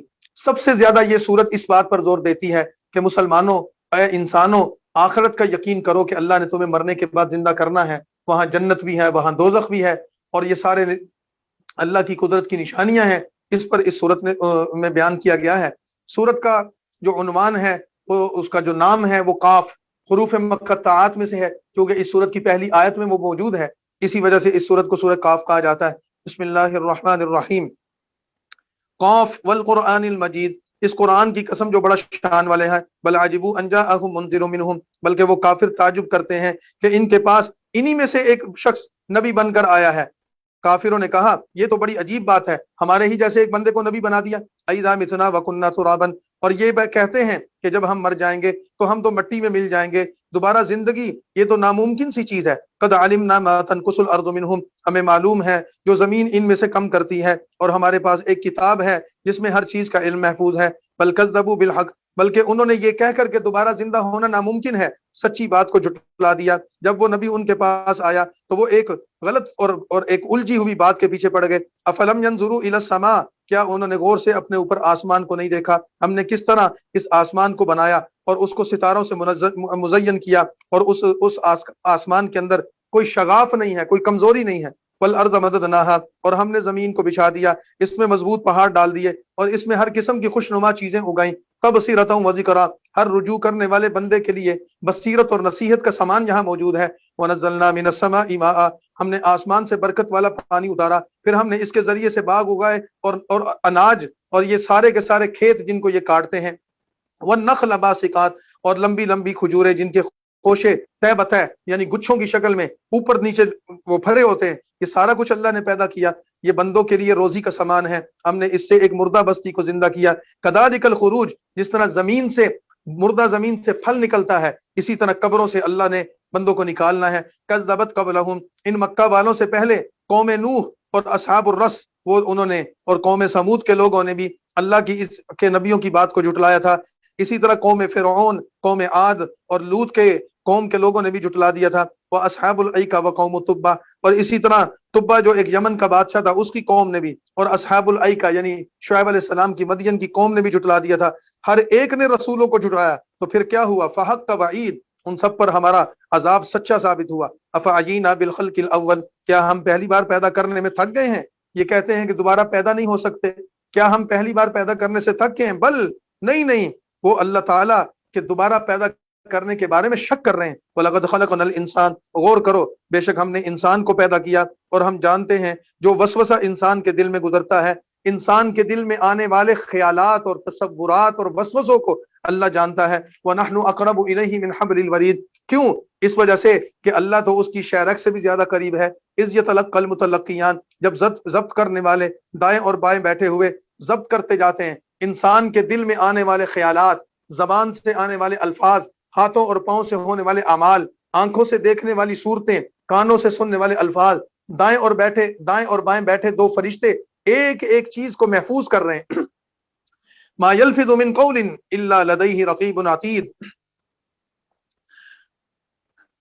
کوئی انسان، دنیا کا ہر انسان جو بات بھی منہ سے نکالتا ہے اس کے پاس ایک محافظ موجود ہے، وہ اس کو محفوظ کر لیتا ہے۔ وجاءت سکرۃ الموت بالحق، اور موت کی بے ہوشی تو ضرور آ کر رہے گی، یہی موت جب آئے گی تو کہا جائے گا یہی وہ چیز ہے جس کا تو انکار کرتا تھا۔ ونفخ فی الصور، اور سور پھونکا جائے گا، اور وہ عذاب کا دن یہی ہے۔ وجاءت کل نفس ماہا، اور ہر ایک شخص آئے گا اس کے ساتھ سائق و شہید، دو بندے ہوں گے، ایک اس کو ہانکنے والا اور ایک اس کے خلاف گواہی دینے والا۔ اس سے مراد وہ دو فرشتے ہیں جو انسان کے ساتھ اللہ نے متعین کیے، ایک اس کو کھینچ کر لا رہا ہے، دوسرے کے پاس اس کا نامہ اعمال کی کتاب موجود ہے۔ لقد كنت في غفلة من هذا، بے شک تو اس قیامت کے دن سے غفلت میں رہا، ہم نے تجھ سے تیرا پردہ دور کر دیا، آج تیری نگاہ بڑی تیز ہے، ہر چیز کو تو دیکھ رہا ہے۔ اور اس کا ساتھی کہے گا هذا ما لدي عتید، یہ ہے جو میرے پاس تیار ہے۔ حکم ہوگا القیا فی جہنم، اس کے نامہ اعمال کو دیکھو، جہنمی ہے تم دونوں، ہر کافر تو پھر ان دونوں کو، کافر سرکش کو، ان دونوں کو حکم ہوگا، یعنی ان فرشتوں کو جو اس کے ساتھ آئے تھے، کہ اس کافر کو اس کے نامہ اعمال میں کفر ہے، اس کو دوزخ میں ڈال دو۔ مناع للخیر، جو نیکی سے روکنے والا، حد سے بڑھنے والا، شک کرنے والا ہے، جس نے اللہ کے ساتھ دوسرا معبود بنایا، اسے سخت عذاب میں ڈال دو۔ قال قرینہ ربنا ما اطغیتہ، تو یہ بندہ جس کو عذاب میں ڈالنے کا کہا جا رہا ہے یہ کیا ہے؟ یہ اپنے ایک ساتھی کی طرف متوجہ ہوگا، یعنی وہ شیطان ہے، کہے گا کہ یہ شیطان مجھے دنیا میں بھڑکاتا رہا، بہکاتا رہا، اب مجھے جہنم میں ڈالا جا رہا ہے تو یہ میری مدد کیوں نہیں کر رہا؟ تو وہ کیا ہے؟ اس کا ساتھی یعنی شیطان کہے گا ربنا ما اطغیتہ، اے میرے رب میں نے اسے گمراہ نہیں کیا بلکہ یہ خود ہی گمراہی میں پڑا، میں نے تو صرف اس کے دل میں خیال یا وسوسہ پیدا کیا تھا، عمل تو اس نے سارا خود کیا ہے۔ قال لا تختصموا، اللہ فرمائے گا تم دونوں اپنی بکواس بند کرو، میرے پاس جھگڑے مت کرو، میں تو پہلے ہی تمہاری طرف اپنے عذاب کا وعدہ بھیج چکا تھا، میرے ہاں کی بات بدلی نہیں جاتی، نہ ہی میں بندوں کے لیے ظالم ہوں، میں نے کہہ دیا تھا کہ میں تمہیں شیطان کو جہنم میں ڈالوں گا اور جو تیرے نقش قدم پر چلے گا اسے بھی ڈالوں گا، اب جھگڑنا بند کرو۔ یوم نقول لجہنم، اور وہ دن جب قیامت کے دن جہنم آئے گی اور اس میں سارے کافروں کو ڈالا جائے گا، تو اللہ جہنم سے کہیں گے حلم طلعتی، کیا تو بھر چکی ہے؟ وتقول هل من مزید، تو جہنم کہے گی اگر کوئی اور کافر ہیں تو وہ بھی میرے اندر ڈال دیجئے، ابھی میرے اندر گنجائش موجود ہے۔ وَأُزْلِفَتِ الْجَنَّةُ لِلْمُتَّقِينَ، اور دوسری طرف جنت پرہیزگاروں کے قریب لائی جائے گی، اور ان کے درمیان اور جنت کے درمیان کوئی فاصلہ نہیں ہوگا، ان سے کہا جائے گا یہی تو وہ اجر ہے جس کا تم سے وعدہ کیا گیا تھا، ہر رجوع کرنے والے اور حفاظت کرنے والے کے لیے، من خشی الرحمن، ہر اس بندے کے لیے جو اللہ کو دیکھے بغیر اللہ سے ڈرتا رہا اور اللہ کی طرف رجوع کرنے والا دل لے کر آیا۔ ادخلوها بسلام، ان کو کہا جائے گا اے جنت کے لوگوں جنت میں داخل ہو جاؤ، سلامتی کے ساتھ داخل ہو جاؤ، ہمیشہ رہنے کے لیے یہ جگہ ہے، لہم ما یشاؤون فیہا، انہیں جو کچھ وہ چاہیں گے وہاں ملے گا، اور ہمارے پاس کہا جائے گا کہ بہت نعمتیں ہیں، جو چاہو گے طلب کرو گے تمہیں ملے گا۔ وَكَمْ أَهْلَكْنَا قَبْلَهُمْ مِنْ قَرْنٍ، اور ہم نے ان مکہ والوں سے پہلے کئی قومیں ہلاک کر دیں جو قوت میں ان سے بہت زیادہ تھیں، پھر عذاب کے وقت وہ شہروں میں دوڑتے پھرتے تھے لیکن ان کو کوئی پناہ کی جگہ نہیں ملی۔ ان فی ذلک لذکریٰ، بے شک ان آیات میں اس شخص کے لیے بڑی عبرت اور کا سامان ہے جس کے پاس سمجھ ہو، دل ہو، یا وہ متوجہ ہو کر بات کی طرف کان لگائے۔ وَلَقَدْ خَلَقْنَا السَّمَاوَاتِ وَالْأَرْضَ، اور غور کرو ہم نے آسمانوں اور زمین کو پیدا کیا اور جو کچھ اس کے درمیان ہے 6 دن میں بنایا ہے، اور اس آسمان اور زمین اور اس کے اندر جو کچھ ہے اس کو بناتے ہوئے ما مسنا من لغوب، اللہ فرماتے ہیں مجھے کچھ تھکان نہیں ہوئی۔ فاصبر علی ما یقولون، اے نبی آپ ان کے طعنوں پر، ان کی باتوں پر صبر کیجئے، ہم اپنے رب کی پاکیزگی بیان کیجئے، اللہ کی تعریف کیجئے، قبل طلوع الشمس قبل الغروب، سورج نکلنے سے پہلے بھی، سورج نکلنے سے، اور یہ مختلف اوقات بتا دیے، صبح و شام کے جو عبادات کا نظام ہے، ومن اللیل فسبحہ، اور کچھ رات میں بھی اس کی تسبیح کیجئے، یعنی کہ جیسے تہجد وغیرہ، اور پھر نماز کے بعد بھی ذکر و اذکار. واستمع یوم ینادی المناد، اور توجہ سے سنیے جس دن پکارنے والا پاس سے پکارے گا. یوم یسمعون، جس دن وہ ایک چیخ کو بخوبی سنیں گے. یہ دن قبر وہ اس چیخ یعنی سور سے اس سور کے پھونکے جانے کی وجہ سے یہ قبروں سے نکلنے کا دن ہوگا. انا نحن نحیی و نمیت، بے شک ہم ہی ہیں، زندہ بھی کرتے ہیں مارتے بھی ہیں، سب کو ہماری طرف لوٹ کر آنا ہے. جس دن یوم تشقق الارض عنہم سراعا، جس دن ان لوگوں پر زمین پھٹ جائے گی، لوگ دوڑتے ہوئے اس زمین کے اندر سے نکلیں گے. اور یہ لوگوں کا جمع کرنا اللہ فرماتے ہیں ہمارے اوپر بہت آسان ہے. نحن اعلم بما یقولون، ہم وہ سب کچھ جانتے ہیں جو کچھ یہ کہتے ہیں، اور آپ ان پر کچھ زبردستی کرنے والے نہیں ہیں. فذکر بالقرآن، اے نبی پھر آپ قرآن سے ان کو نصیحت کیجئے. جو میرے عذاب سے ڈرتا ہو اس کے لیے وہ نصیحت واقعی کارگر ہوگی. یہ سورہ کاف مکمل ہو گئی. اگلی سورۃ زاریات ہے، اور آنے والی جو چھوٹی چھوٹی جتنی صورتیں ہیں یہ ساری مکی صورتیں ہیں، اور ان میں وہی اللہ کی توحید اور پیغمبروں کی رسالت اور آخرت کا بیان ہے. سورۃ زاریات 51 نمبر سورت ہے. فرما رہے ہیں بسم اللہ الرحمن الرحیم. والزاریات، زاریات ہواؤں کو کہتے ہیں. اللہ تعالیٰ نے چونکہ اس میں ہواؤں کی اوصاف اور ان کی قسمیں ذکر کی ہیں، اس وجہ سے اس سورت کا نام زاریات ہے. والزاریات ذروا، قسم ہے ان ہواؤں کی جو غبار اڑانے والی ہیں، پھر ان بادلوں کی جو بارش کا بوجھ اٹھانے والے ہیں، پھر قسم ہے ان کشتیوں کی جو نرمی سے چلنے والی ہیں. فالمقسمات امرا، پھر قسم ہے ان فرشتوں کی جو اللہ کے حکم کے مطابق اللہ کی چیزوں کو تقسیم کرنے والے ہیں. انما توعدون لصادق، ان ساری چیزوں کی قسمت اٹھا کر فرمایا کہ جس دن کا تم سے وعدہ کیا گیا ہے وہ سچا وعدہ ہے. وَإِنَّ الدِّينَ لَوَاقِعٌ، اور بے شک اعمال کی سزا ضرور ملنے والی ہے. وَالسَّمَاءِ ذَاتِ الْحُبُكِ، آسمان جالی دار قسم کی چیز ہے. البتہ تم پیچیدہ بات میں پڑے ہوئے ہو. قرآن سے وہی شخص روکا جاتا ہے جو اصل میں بنیادی طور پر گمراہ ہے. قُتِلَ الْخَرَّاصُونَ، اندازے لگانے والے، فضول قسم کی باتیں کرنے والے برباد ہوں. الذین هم فی غمرۃ ساہون، جو غفلت میں بھولے ہوئے ہیں. پوچھتے ہیں قیامت کا دن کب ہوگا، ان کو بتا دو یوم هم علی النار یفتنون، وہ دن ہوگا جب آگ پر ان کو عذاب دیا جائے گا. ذوقوا فتنتکم، ان کو کہا جائے گا اپنی شرارت کا مزہ چکھو، یہی ہے وہ عذاب جس کی تم جلدی کرتے تھے. بے شک پرہیزگاروں کے لیے وہاں جنت کے چشمے ہوں گے. آخذین ما آتاہم ربہم، ان کا رب جو ان کو عطا کرے گا وہ وصول کریں گے. اور بے شک وہ نیک لوگ تھے. کانوا قلیلا من اللیل ما یہجعون، اور رات کے وقت تھوڑا سا اس عرصہ سویا کرتے تھے. وبالاسحار هم، نیک لوگوں کی ایک علامت یہ ہے ساری رات سو کر نہیں گزارتے بلکہ اس میں اللہ کو یاد کرتے ہیں، جیسے عشاء کی نماز پڑھتے ہیں، تہجد پڑھتے ہیں، ذکر و اذکار کرتے ہیں، اور آخر رات میں بالخصوص رات کے آخری وقت میں اللہ سے مغفرت کی دعائیں کرتے ہیں جس کو تہجد یا سحری کا وقت کہتے ہیں. وفی اموالہم، اور نیک لوگ وہ ہیں کہ ان کے مالوں میں جو ان سے سوال کرنے والے اور محتاج آتے وہ اس میں سے ان کو حصہ دیتے تھے. وفی الارض آیات للموقنین، اور زمین میں یقین کرنے والوں کے لیے بڑی نشانیاں پڑی ہوئی ہیں. وفی انفسکم، اور پوری زمین پر کیا پھرنا، تم اپنے وجود میں غور کرو، اس وجود میں بھی اللہ کی بڑی نشانیاں ہیں، کیا تم غور سے نہیں دیکھتے. وفی السماء رزقکم، اور تمہارا رزق تو اللہ نے آسمان میں رکھا ہوا ہے، اور تم سے جو اللہ نے وعدے کر رکھے ہیں جنت کا، دوزخ کا اور قیامت کا، سب کا علم اور سب چیزیں آسمانوں میں ہیں. ورب السماء والارض، بس آسمان اور زمین کے مالک کی قسم ہے، بے شک یہ قرآن سچا ہے، جیسا تم کہتے ہو وہ سچ نہیں ہے. هل اتاک حدیث، اے نبی ان کو بتائیے کیا ان کے پاس ابراہیم کے معزز مہمانوں کی خبر پہنچی ہے، جب وہ مہمان ابراہیم کے گھر میں داخل ہوئے اور وہ فرشتوں نے آ کر سلام کیا، ابراہیم نے سلام کا جواب دیا. قوم منکرون، اور دیکھا کہ یہ کچھ اجنبی لوگ ہیں. فراغ الی اہلہ، چپکے سے اپنے گھر والوں کے پاس گئے. فجاء بعجل سمین، اور ایک موٹا تازہ بچڑا جو تلا ہوا تھا، بھونا ہوا تھا، لا کر دسترخوان پر سجا دیا. فقربہ الیہم قال الا تاکلون، حضرت ابراہیم نے دسترخوان پر گوشت رکھا، ان سے فرمایا تم کھانا کیوں نہیں کھا رہے. فاوجس منہم خیفہ، ان کے کھانا نہ کھانے کی وجہ سے ابراہیم نے خوف محسوس کیا کہ شاید یہ دشمن ہے. انہوں نے کہا لا تخف، اے ابراہیم ڈرو نہیں. انہوں نے اور پھر فرمایا ہم تو اللہ کے فرشتے ہیں. وبشروہ بغلام علیم، آپ کو ایک علم والے بیٹے کی خوشخبری دینے آئے ہیں. فاقبلت امرأتہ، پھر ان کی بیوی شور مچاتی ہوئی آگے بڑھی. فسکت وجہہا، اور اپنا ماتھا پیٹ کر کہنے لگی. وقالت عجوز عقیم، یہ کیسی عجیب باتیں کر رہے ہیں، میں بانجھ ہو چکی، میرے ہاں بچے کی پیدائش کیسے ہو سکتی ہے. قالوا کذالک، انہوں نے کہا تمہارے رب کا یہی حکم ہے اور وہ حکمت والا اور دانا ہے. قال فما خطبکم، فرمایا اے رسولو تمہارا مطلب اور مقصد کیا ہے، یعنی اے فرشتوں جو آئے ہو کیا مقصد ہے. قالوا انا ارسلنا الی قوم مجرمین، ہمارے آنے کا مقصد یہ ہے ہم ایک مجرم قوم کی طرف جا رہے ہیں تاکہ ہم ان پر पत्थर बरसा सके, मुसव्वमतन इंद रब्बिका, वो आपकी रब की तरफ से हद से बढ़ने वाले, इनके लिए अजाब मुकर्रर हो चुका है। फ़अख़रजना मन कान फ़ीहा मिनल मुअमिनीन, और फिर अल्लाह फरमाते हैं हमने उस कौम लूत पर जो अजाब नाजिल किया उसमें से हमने ईमानदार लोगों को वहां से निकाल दिया था, फिर हमने वहां सवाए मुसलमानों के एक घर को भी बाकी नहीं रखा।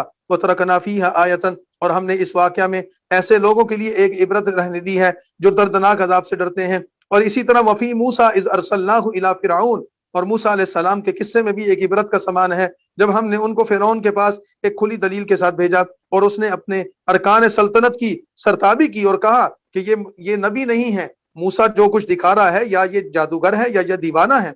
फाखज़नाहु वजुनूदहु, फिर हमने उसे और उसके लश्करों को पकड़ लिया, फिर हमने उन्हें समुंदर में फेंक दिया और उसने समुंदर ने उनका काम ही खत्म कर दिया। वफी आदिन इज़ अरसलना, और इसी तरह कौम आद में भी इबरत का समान है जब हमने उन पर सख्त किस्म की आंधी भेजी।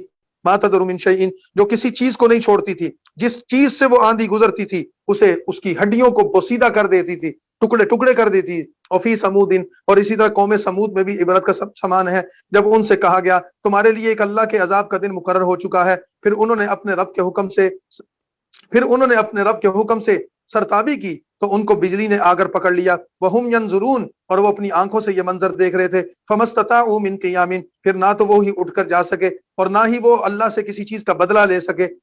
कौम नूह मिन क़ब्लु, और इन सारी कौमों से पहले हजरत नूह की कौम को भी अल्लाह ने हलाक कर दिया, बेशक वो भी नाफरमान लोग थे। वस्समा बनैनाहा, और अल्लाह फरमाने गौर तो करो, हमने आसमान को अपनी कुदरत से बनाया और हम बड़ी कुदरत वाले हैं। वल अर्द फरशनाहा, और हमने जमीन को बिछाया और कैसा खूबसूरत अंदाज में फर्श बनाया। व मिन कुल्लि शैइन खलकना, और हमने हर चीज को जोड़ा जोड़ा पैदा किया ताकि तुम गौर करो। फफिर्रू इलल्लाह, लोगो इतनी बड़ी शान और कुदरत के मालिक अल्लाह की दावत है, उस अल्लाह की तरफ दौड़ो। इन्नी लकुम मिन्हु नज़ीरुम मुबीन, बेशक मैं तुम्हें डरा रहा हूँ। वला तजअलू मअल्लाहि इलाहन आखर, और लोगो अल्लाह के साथ कोई दूसरा माबूद ना बनाओ, बेशक मैं तुम्हें खुली खुली निशानियां लाकर डरा रहा हूँ। कज़ालिका मा अतल्लज़ीना मिन क़ब्लिहिम, इसी तरह इन से पहलों के पास भी जब कोई पैगंबर या रसूल आया तो उन्होंने यही कहा ये पैगंबर नहीं है, ये जादूगर है या दीवाना है। अतवासौ बिही, क्या ये एक दूसरे से यही कह रहे क्या एक दूसरे से यही कह रहे थे? नहीं, बल्कि वो खुद ही सरकश हैं। फतवल्ला अन्हुम, बस आप इनकी परवाह न कीजिए, आप पर कोई इल्जाम नहीं है।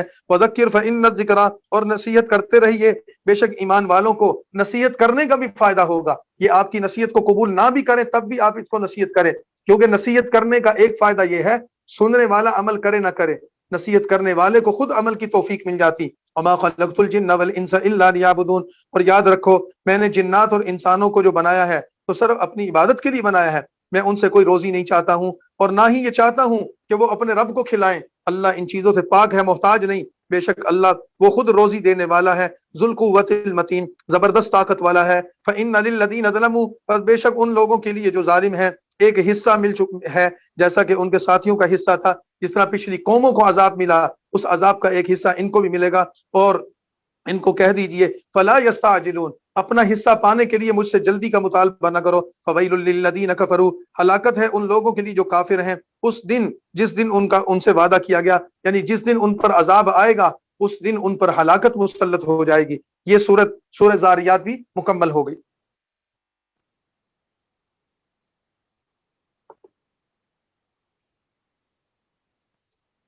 अगली सूरत सूरत तूर है। तूर, इस सूरत के पहली आयत में तूर का जिक्र है। कोहे तूर, हजरत मूसा अलैहि सलाम ने जहां अल्लाह से कलाम किया था उसकी कसम उठाई। हमने आपको पहले भी बताया था अगली सूरतों में काफी तादाद में मुख्तलिफ चीजों की कस्में आ रही। तो ये दो वजूहात हैं, एक तो ये कि अरब के कलाम की, कलाम अरब का ये दस्तूर है या एक उस्लूब है कि उसकी फसाहत और बलागत का तकाजा है कि उसमें कसम जिक्र की जाती है, इससे उस कलाम की अहमियत बढ़ जाती है, उसकी शान और शौकत बढ़ जाती है। दूसरा, जो अल्लाह ताला ने मुख्तलिफ चीजों की कस्में उठाई हैं तो उनके कस्में उठाने की वजह यह कि ये चीजें अल्लाह की कुदरत की निशानियां हैं, ये चीजें अल्लाह की कुदरत की दलीलें हैं, ये चीजें अल्लाह के नबियों की, पैगंबरों की रिसालत की दलीलें और शवाहिद हैं। इस वजह से इनकी कसम उठाई गई है। लेकिन हमारे लिए ये जायज नहीं है कि हम हर चीज की कसम उठाएं, पहाड़ की कसम, जमीन की कसम, फल की कसम हम नहीं उठा सकते। हम सिर्फ अल्लाह की कसम उठा सकते हैं, और वो भी कभी जरूरत हो तो, वरना कसम किसी और चीज की नहीं है। ये अल्लाह के कलाम की खूबसूरती और अल्लाह की शान है कि अल्लाह ने कस्में उठाई। बिस्मिल्लाहिर्रहमानिर्रहीम, वत्तूर, कसम है तूर की, और किताब मस्तूर, और उस किताब की जो लिखी गई यानी कि तौरात, फी रक्किम मंशूर, और उसके कुशादा वर्कों की कसम है, वल बैतिल मामूर, और बैत मामूर की कसम है।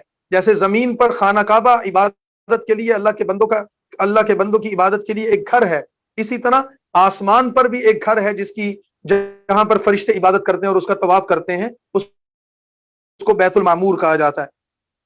और सक़्फ़िल मरफ़ू, और कसम है ऊंची छत की यानी आसमान की, वल बहरिल मस्जूर, और कसम है जोश मारते हुए समुद्र की, इन अज़ाब रब्बिका लवाक़िअ, बेशक तुम्हारे रब का अजाब जरूर आएगा, उसे कोई टालने वाला नहीं। जिस दिन आसमान थरथरा कर लरजने लगेगा, व तसीरुल जिबालु सैरा, और पहाड़ तेजी से चलने लगेंगे, उस दिन अल्लाह की नेमतों को और उसके दीन को जुटलाने वालों के लिए हलाकत होगी, जो झूठी बातों में लगे हुए खेल रहे हैं। जिस दिन वो दोजख की आग की तरफ बुरी तरह से धकेले जाएंगे, हादिहिन नार, यही वो आग है जिसे तुम दुनिया में जुटलाते थे। उनको कहा जाएगा अब तुम इसको चखो, अफसीहुन हादा, ये क्या जादू है, तुम देखते नहीं कि ये हकीकी आग है। इस्लौहा फस्बिरु औ ला तस्बिरु, इसमें दाखिल हो जाओ, तुम सबर करो या ना करो, अब तुम पर बराबर है, तुम्हें तो वैसा ही बदला दिया जाएगा जैसा तुम करते थे। इन्नल मुत्तकीन फी जन्नाति व नईम, लेकिन परहेजगार जन्नत की नेमतों में होंगे, महजूज हो रहे होंगे, जन्नत की नेमतों के मजे ले रहे होंगे। उनके रब ने उन्हें जो नेमतें अता की और अल्लाह ने उनको अजाब से बचाया। कुलू वशरबू, उन्हें कहा जाएगा मजे से खाओ और जन्नत के मशरूबात पियो, इन अमाल का ये बदला है जो तुम किया करते थे। मुत्तकीन अला सुरुरिन मसफूफा, जन्नती लोग जन्नत में तख्तों पर तकिया लगाए हुए, तख्त कितारों में बिछे हुए तख्तों पर तकिए लगाए हुए बैठे होंगे। वज़व्वजनाहुम बिहुरिन ईन, और उनके निकाह में बड़ी बड़ी आंखों वाली हूरें होंगी। अल्लदीना आमनु वत्तबातहुम, और जो लोग ईमान लाए और उनकी औलाद ने भी ईमान में उनकी पैरवी की। अलहकना बिहिम ज़ुर्रियतहुम, हम उनकी औलाद को भी उनके साथ जन्नत में दाखिल कर देंगे, और उनके अमाल की वजह से उन पर अल्लाह की जो नेमतें होंगी हम उससे उनको उनके वालिदैन के साथ मिला देंगे, और उनके अमल में कुछ भी कमी नहीं करेंगे। कुल्लु मरिइम बिमा कसब रहीन, हर शख्स अपने अमल के साथ वाबस्ता है। वअमददनाहुम, और हम इन्हें और ज्यादा मेवे देंगे, और वो जो कुछ चाहेंगे वहां मिलेगा। यतनाज़ऊन फीहा कअसन, वहां एक दूसरे से शराब का प्याला लेंगे जिसमें ना किसी किस्म की बकवास होगी, ना ही वो शराब कोई गुनाह का काम होगा।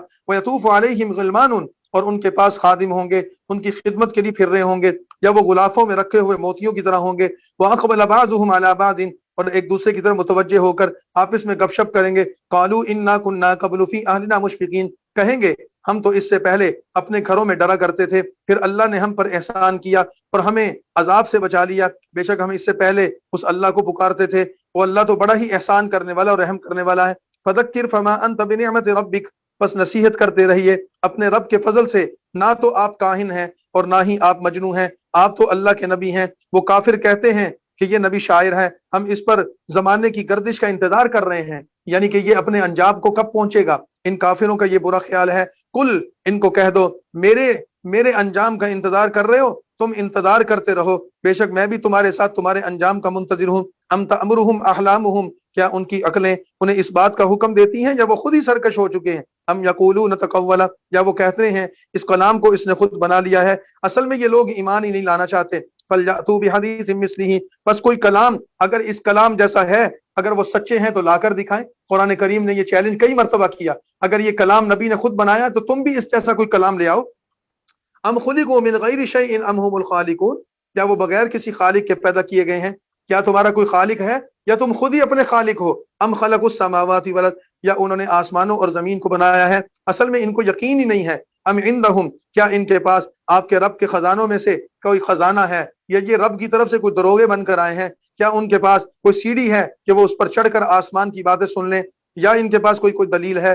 अम लहुल बनात व लहुमुल बनून, और ये क्या कहते हैं अल्लाह की बेटियां हैं और हमारे बेटे हैं। हम तसअलुहुम अजरन, क्या आप उनसे कोई सिला मांगते हैं, वो तावान से दबे जा रहे हैं। हम इंदहुमुल गैबु, या इन लोगों के पास कोई गैब का इल्म है कि वो उसे लिखते रहते हैं। हम युरीदून कैदा, क्या वो कोई दाव करना चाहते हैं, तदबीर करना चाहते हैं। और जो काफिर हैं वही असल में उल्टी तदबीरों में पड़े हुए हैं। अम लहुम इलाहुन गैरुल्लाह, क्या अल्लाह के सिवा उनका कोई और माबूद है। हालांकि अल्लाह तो अपने माबूदों से पाक है, उन तमाम चीजों से अल्लाह पाक है जिसको ये अल्लाह के साथ शरीक ठहराते हैं।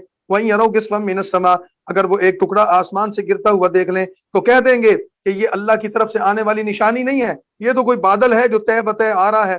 फजरहुम हत्ता युलाकू, बस आप इन्हें छोड़ दीजिए यहाँ तक कि वो अपना वो दिन देख लेंगे जिसमें अपने आने वाले अजाब और अपनी خوفناک منظر کو دیکھ کر بے ہوش ہو کر گر پڑیں گے. یوم لا یغنی عنہم کیدہم، جس دن ان کی تدبیر ان کے کچھ بھی کام نہیں آئے گی اور نہ ہی ان کی مدد کی جائے گی. وَإِنَّ لِلَّذِينَ ظَلَمُوا، اور بے شک ان ظالموں کو اس عذاب کے علاوہ دنیا میں بھی عذاب ہوگا، لیکن ان میں سے اکثر جانتے نہیں. وَاصْبِرْ لِحُکْمِ رَبِّکَ، اے نبی صلی اللہ علیہ وسلم اپنے رب کا حکم آنے تک صبر کیجئے، کیونکہ بے شک آپ ہماری آنکھوں کے سامنے ہیں. آپ ہماری آنکھوں کے سامنے ہیں، یعنی ہم آپ کی حفاظت کر رہے ہیں، آپ کو ان کافروں سے بچا رہے ہیں. اپنے رب کی حمد کیجئے، اس کی تسبیح بیان کیجئے. وَمِنَ اللَّيْلِ فَسَبِّحُوهُ، کچھ حصہ رات میں بھی اس کی تسبیح کیجئے. وَإِدْبَارَ النُّجُومِ، اور ستاروں کے غروب ہونے کے بعد بھی، یعنی دن اور رات کے مختلف اوقات میں، بالخصوص رات کے ایسے اوقات میں جو آخری لمحات ہیں، اللہ کی حمد و تسبیح کیجئے. اگلی سورت سورہ نجم ہے. بسم اللہ الرحمن الرحیم. وَالنَّجْمِ إِذَا هَوَىٰ، اور اللہ قسم اٹھاتا ہے ستاروں کی جب وہ ستارے ڈوب رہے ہوتے ہیں. مَا ضَلَّ صَاحِبُكُمْ وَمَا غَوَىٰ، تمہارا رفیق نہ گمراہ ہے نہ ہی بہکا ہوا ہے. وَمَا يَنطِقُ عَنِ الْهَوَىٰ، اور نہ ہی یہ نبی اپنی مرضی سے کچھ کہتا ہے. إِنْ هُوَ إِلَّا وَحْيٌ يُوحَىٰ، اس پر تو جو وحی آتی ہے اسی کو بیان کرتا ہے. عَلَّمَهُ شَدِيدُ الْقُوَىٰ، اور وہ وحی لانے والا بڑا طاقتور فرشتہ ہے جو اس تک پہنچاتا ہے. ذُو مِرَّةٍ فَاسْتَوَىٰ، اور اس فرشتے کو نبی صلی اللہ علیہ وسلم سے کافروں نے کہا کہ آپ نے جس فرشتے سے وحی وصول کی ہے، جبرائیل جو آپ کے پاس وحی لاتے ہیں، کیا آپ نے کبھی اس فرشتے کو دیکھا ہے؟ تو اللہ تعالیٰ کے نبی صلی اللہ علیہ وسلم نے ایک دفعہ حضرت جبرائیل سے کہا کہ مجھے ذرا آپ اپنی شکل دکھائیں. تو حضرت جبرائیل نے 2 مرتبہ نبی کریم صلی اللہ علیہ وسلم کو مختلف مواقع پر، مختلف مقامات پر اپنا اصل جو حلیہ ہے، جو اللہ نے ان کو اصل وضاحت دی ہے، اس کی رسول اللہ صلی اللہ علیہ وسلم نے ان کی زیارت کی، اس کا تذکرہ یہاں ہے. ذو مرۃ فاستویٰ، کہ وہ بڑا طاقتور فرشتہ ہے. اور ذو مرۃ فاستویٰ، پھر وہ سامنے کھڑا ہوا، اصلی صورت میں سامنے آیا. وہو بالافق الاعلی، اور وہ آسمان کے ایک اونچے کنارے پر نظر آ رہا تھا. ثم دنا فتدلی، پھر وہ نزدیک ہوا اور نزدیک ہوا. فکان قاب قوسین او ادنی، پھر فاصلہ 2 کمان کے برابر تھا یا اس سے بھی کم ہو گیا. فاوحى الی عبدی ما اوحى، ایک تو یہاں جبرائیل کو دیکھنا، اور دوسرا سورہ بنی اسرائیل کے شروع میں واقعہ معراج بتایا تھا. نبی کریم صلی اللہ علیہ وسلم جو آسمانوں پر تشریف لے گئے تھے، تو مسجد اقصی، مسجد حرام سے مسجد اقصی تک کا سفر اس کو اسراء کہتے ہیں. اس کا تذکرہ سورہ بنی اسرائیل میں تھا. اور پھر مسجد اقصی شام سے، آپ جو سرزمین شام سے آسمانوں پر گئے تھے، اس کو اسراء، اس کو معراج کہتے ہیں. تو یہ اس معراج کی طرف اشارہ ہے، جب اللہ سے آپ کی ملاقات ہوئی اور درمیان میں سارے فاصلے ختم ہو گئے. اور پھر فرمایا کہ جب آپ اللہ کی بارگاہ میں پہنچے، فاوحى الی عبدی ما اوحى، پھر اس اللہ نے اپنے بندے کے دل میں اپنی وحی کو القاء کیا. ما کذب الفؤاد ما رأى، اور جو کچھ اللہ نے بھیجا وہ سچ تھا، جھوٹ نہیں تھا، اور جو دیکھا وہ بھی جھوٹ نہیں تھا. افتمارونہ علی ما یرا، پھر جو کچھ اس اللہ کے نبی نے دیکھا تم اس میں جھگڑا کر رہے ہو. یعنی رسول اللہ نے جب آ کر بتایا کہ میں نے شام کی سرزمین دیکھی، میں آسمانوں پر گیا، جنت اور دوزخ دیکھی، تو کافروں نے کہا کہ یہ تو جھوٹ بول رہے ہیں. وَلَقَدْ رَآهُ نَزْلَةً أُخْرَىٰ، پھر اللہ کے نبی نے دوبارہ اس فرشتے کو دیکھا، یعنی جبرائیل کو. کہاں پر؟ عند سدرۃ المنتہا، سدرۃ المنتہا کے پاس. سدرۃ المنتہا ایک درخت ہے جو 7 آسمانوں سے اوپر اللہ تعالیٰ نے اس کو جنت کے قریب بنایا ہے. جیسے بیری کا درخت ہوتا ہے، اس ٹائپ کا ایک بہت بڑا درخت ہے. کتنا خوبصورت اور کتنا حسین ہے. اللہ کے نبی نے فرمایا کہ اس کے حسن کا تذکرہ زبان سے نہیں کیا جا سکتا. تو فرمایا کہ سدرۃ المنتہا کے پاس دوبارہ جبرائیل کو دیکھا. اندہا جنت الماوا، اسی درخت کے پاس جنت ماوا، یعنی کہ جنت کا ایک نام ماوا بھی ہے. ماوا مانا ٹھکانہ، جو مومنین کا ٹھکانہ ہے، وہ جنت بھی وہاں ہے. اذ یغشی السدرۃ ما یغشی، جبکہ اس سدرۃ المنتہا پر جو درخت جو تھا اس پر نور چھا رہا تھا. ما زاغ البصر وما طغى، نبی جب دیکھ رہا تھا اس نبی کی نظر نہ بہکی نہ حد سے بڑی، بے شک اس نے اپنے رب کی بڑی بڑی نشانیاں وہاں دیکھی. افرأیتم اللات والعزی، اور تم کون ہو کافرو، تم نے لات اور عزی کو بھی دیکھ رکھا ہے. یعنی ایک طرف اس نبی کا مقام ہے کہ عرش کی سیر کر رہا ہے، آسمانوں کی سیریں کر رہا ہے، سدرۃ المنتہا اور جنت کو دیکھ رہا ہے. اور تم یہاں پڑے ہو، ایک بت لات بنا رکھا ہے، اور دوسرا عزی ہے، اور تیسرا منات ہے، اور تم ان بتوں کے پیچھے پڑے ہوئے ہو. الکم الذکر ولہ الانثی، کیا تمہارے لیے بیٹیاں اور اس اللہ کے لیے، تو کیا تمہارے لیے بیٹے ہیں اور اس اللہ کی تم نے بیٹیاں بنا رکھی ہیں؟ اب تو یہ بہت بری تقسیم کر رکھی ہے. یہ تو صرف اس کے نام ہیں جو تم نے اور تمہارے باپ دادا نے گھڑ لیے ہیں، جن پر خدا نے کوئی سند بھی نہیں اتاری، اور وہ محض وہم اور اپنی خواہش کی پیروی کرتے ہیں، حالانکہ ان کے پاس ان کے رب کی طرف سے ہدایت آ چکی ہے. پھر کیا انسان کو وہی چیز مل جاتی ہے جس کی وہ تمنا کرتا ہے؟ فللہ الآخرۃ والأولیٰ، بس آخرت اور دنیا تو اللہ کے اختیار میں ہے. بہت سے فرشتے آسمانوں میں ہیں جن کی صفات کسی کی کچھ بھی کام نہیں آئی، مگر اس کے بعد اللہ جس کے لیے چاہے اجازت دے اور پسند کرے۔ ان الذین لا یؤمنون بالآخرہ، یاد رکھو جو لوگ آخرت پر ایمان نہیں لاتے وہ فرشتوں کی عورتوں کے سے نام سے رکھتے ہیں، وما لہم بہ علم، اور اس بات کو کچھ بھی نہیں جانتے، محض وہم پر چلتے ہیں، اور وہم حق بات کی جگہ کچھ کام نہیں آتا۔ فاعرض عمن تولی، اے نبی تم اس کی پرواہ نہ کرو جس نے ہماری یاد سے منہ پھیر لیا ہے اور صرف دنیا کی زندگی چاہتا ہے۔ ذالک مبلغہم من العلم، ان کی سمجھ کی یہاں تک رسائی ہے، بے شک آپ کا رب ان سب کو جانتا ہے جو اس کے راستے سے بہکا، اور اللہ ان کو بھی جانتا ہے جو ہدایت پر چل رہے ہیں۔ وَلِلَّهِ مَا فِي السَّمَاوَاتِ وَمَا فِي الْأَرْضِ، اور جو کچھ ہے سب کچھ زمین و آسمان میں اللہ کا ہے۔ اللہ تعالیٰ برا کرنے والوں کو ان کے کام کا بدلہ دے گا اور نیکی کرنے والوں کو بھی بدلہ دے گا۔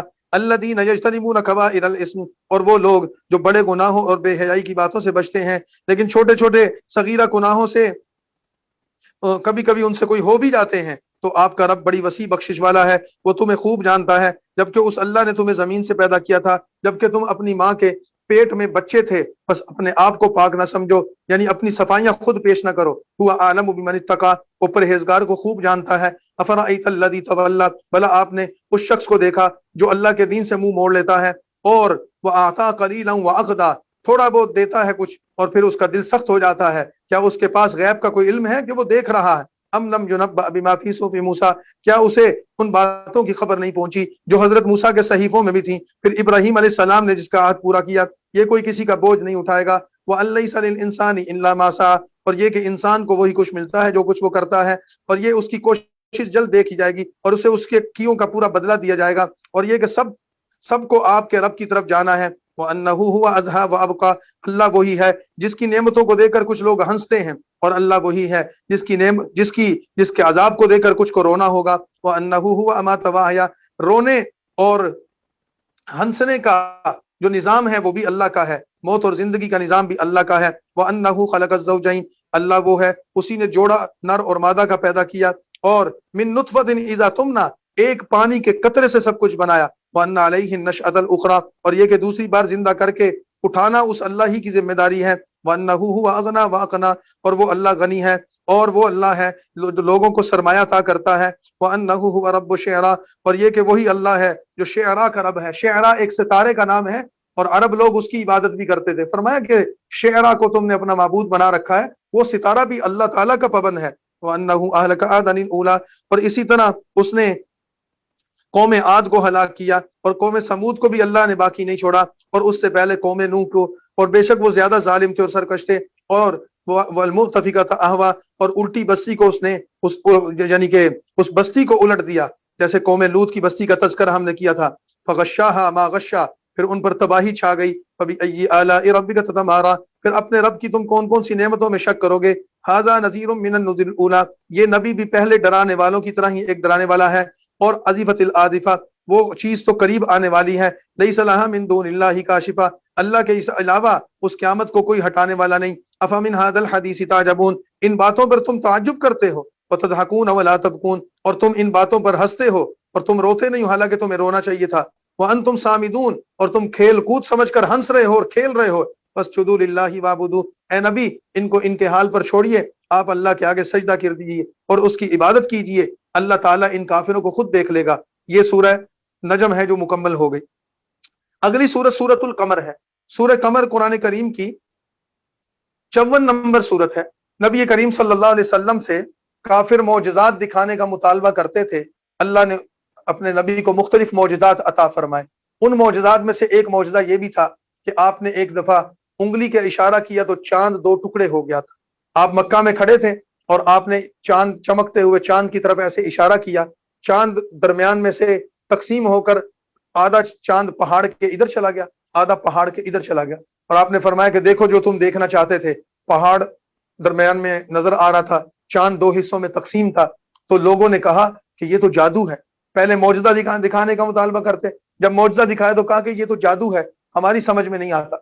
بعد میں مکہ کے باہر سے آنے والے مختلف قافلوں نے بھی بتایا کہ ہم نے فلاں رات کو چاند کو دو ٹکڑے ہوتے دیکھا تھا۔ یہاں ہندوستان کی تاریخ میں تاریخ فرشتہ نام کی ایک کتاب ہے جس میں ہندوستان کے سینکڑوں سالوں کی تاریخ لکھی گئی ہے۔ اس تاریخ کی کتاب میں ایسے حوالے موجود ہیں کہ ہندوستان کے رہنے والے کچھ راجاؤں نے بھی ان کا تذکرہ ہے کہ وہ منظر دیکھا تو تاریخ میں محفوظ ہے.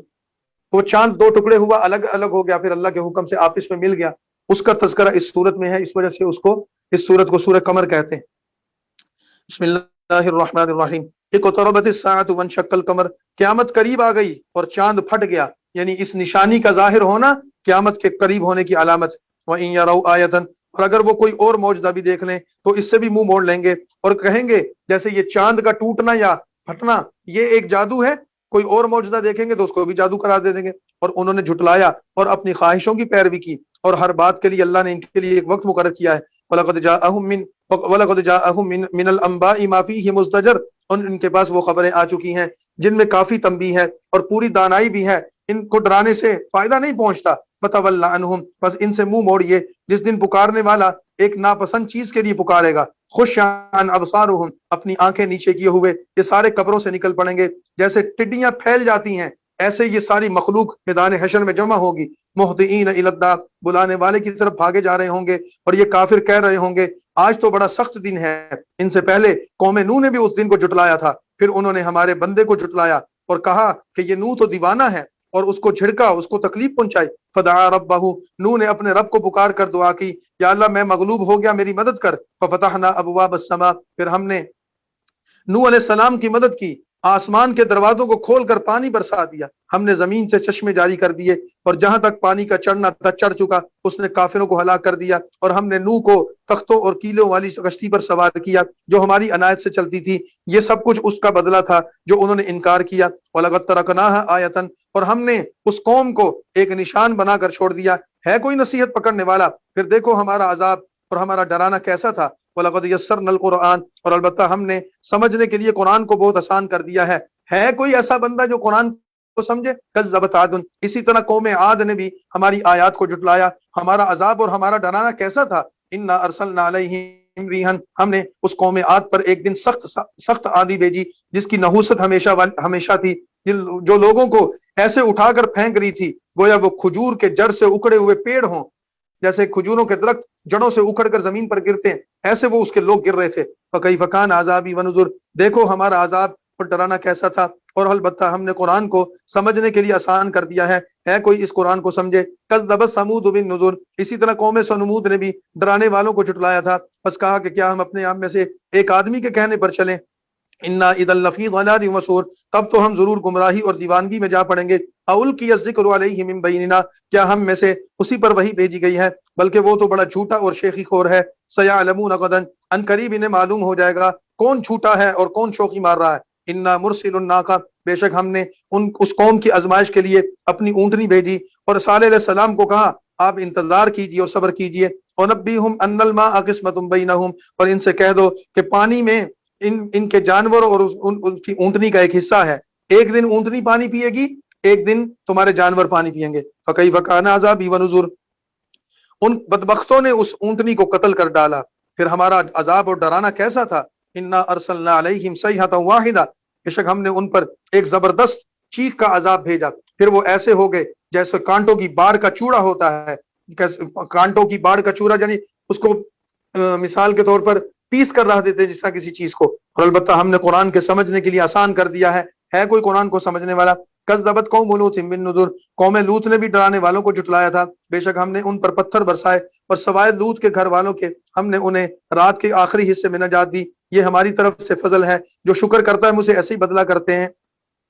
وَلَقَدْ أَنذَرَهُمْ بَطْشَتَنَا، اور وہ انہیں ہماری پکڑ سے ڈرا چکا تھا، پھر وہ ڈرانے میں شک کرنے لگے اور البتہ اسے اس کے مہمانوں کا مطالبہ کرنے لگے. قوم لوط کے لوگ جو آنے والے فرشتوں سے ہم جس پرستی چاہتے تھے اور وہ ان لڑکوں سے اپنے تعلقات چاہتے تھے، یہ سارے قصے ہم نے بیان کر دیے. تو ہم نے ان کی آنکھیں مٹا دی، اور دیکھو میرے عذاب کو اور میرے ڈرانے کا مزہ چکھو. اور بے شک صبح کو ان پر ایک عذاب نہ ٹلنے والا آ پڑا. فذوقوا عذابی ونذر، ان کو کہا گیا میرے عذاب اور میرے ڈرانے کا مزہ چکھو. اور البتہ ہم نے سمجھنے کے لیے قرآن کو آسان کر دیا ہے. فہل من مدکر، ہے کوئی سمجھنے والا. وَلَقَدْ جَاءَ آلَ فِرْعَوْنَ النُّذُرُ، اور البتہ فرعون کے خاندان کے پاس بھی ڈرانے والے آئے تھے. انہوں نے ہماری ساری نشانیوں کو جھٹلایا. ہم نے انہیں بڑی زبردست طریقے سے پکڑا. کیا تمہارے منکر ان لوگوں سے اچھے ہیں یا تمہارے لیے کتابوں میں نجات لکھی ہے ہم یقولون نحن جمیع منتصر، کیا وہ یہ کہتے ہیں ہم زبردست جماعت ہیں؟ ان قریب یہ جماعت بھی شکست کھا جائے گی۔ مکہ میں نازل ہونے والی صورت میں مکہ کے لوگوں کو دھمکی بھی دی گئی ہے اور مسلمانوں کو یہ خوشخبری بھی دی گئی ہے، آج یہ تم پر ظلم کر رہے ہیں لیکن ان قریب یہ شکست کھا جائیں گے۔ سیہزم الجمع ویولون الدبر، یہ ان قریب شکست کھا جائیں گے اور یہ پشت دکھا کر بھاگیں گے۔ بل الساعۃ موعدہم، بلکہ قیامت ان کے وعدے کا وقت آیا ہے اور قیامت زیادہ دہشتناک اور تلخ تر ہے۔ ان المجرمین فی ضلال وسعر، بے شک مجرم گمراہی اور جنون میں ہوں گے۔ جس دن اپنے منہ کے بل دوزخ میں گھسیٹے جائیں گے ان کو کہا جائے گا آگ کا مزہ چکھ لو۔ انا کل شیء خلقناہ بقدر، بے شک ہم نے ہر چیز اندازے سے بنائی ہے اور ہمارا حکم تو ایک ہی بات ہوتی ہے، جیسے کہ پلک کا چھپکنا۔ اللہ تعالیٰ کا حکم جب آتا ہے تو جیسے پلک چھپکتی ہے ایک لمحے کے اندر اللہ کا حکم نافذ ہو جاتا ہے۔ وَلَقَدْ أَهْلَكْنَا أَشْيَاءَكُمْ، اور البتہ ہم تمہارے جیسوں کو غارت کر چکے ہیں، پھر کیا کوئی ہے سمجھنے والا؟ اور جو کچھ بھی انہوں نے کیا ہے وہ اپنے ان کے اعمال ناموں میں موجود ہے۔ وَكُلُّ صَغِيرٍ وَكَبِيرٍ مُسْتَطَرٍ، اور ہر چھوٹا اور بڑا کام اللہ کے ہاں لکھا ہوا ہے۔ إِنَّ الْمُتَّقِينَ فِي جَنَّاتٍ وَنَهَرٍ، بے شک پرہیزگار جنت کے باغوں اور اس کے نہروں میں ہوں گے۔ فی مقعد صدق، اور عزت کے مقام میں قادر مطلق بادشاہ کے حضور میں پیش ہوں گے۔ یہاں پر سورہ قمر مکمل ہو گئی اور اس سے اگلی سورت سورہ رحمان ہے۔ انشاءاللہ ہم پھر کل سورہ رحمان پڑھیں گے اور پھر آگے چلیں گے۔ ہم نے پہلے بھی اعلان کیا تھا کہ انشاءاللہ 28ویں شب کو ہمارا قرآن کریم کی تفسیر کا یہ درس مکمل ہو جائے گا، اور کل جو ہمارا سبق ہوگا انشاءاللہ وہ پورے 10:30 بجے شروع ہو جائے گا، کیونکہ جو دو دن ہم نے قرآن کریم کے ختم قرآن کی تقریبات کی وجہ سے، ان کی مصروفیات کی وجہ سے کچھ تاخیر سے شروع کیا۔ انشاءاللہ العزیز کل پورے 10:30 بجے ہم سبق کا آغاز کریں گے، اور پھر انشاءاللہ جو ممکن ہوگا کل، اور پھر بقیہ انشاءاللہ 28ویں شب کو مکمل کریں گے۔ تو 28ویں شب کو جو ختم قرآن بھی ہوگا، تفسیر کا ختم بھی ہوگا، اور اس کی اختتامی دعا بھی ہوگی۔ آپ ہمارے ساتھ رہیے گا۔ وآخر دعوانا الحمدللہ رب العالمین۔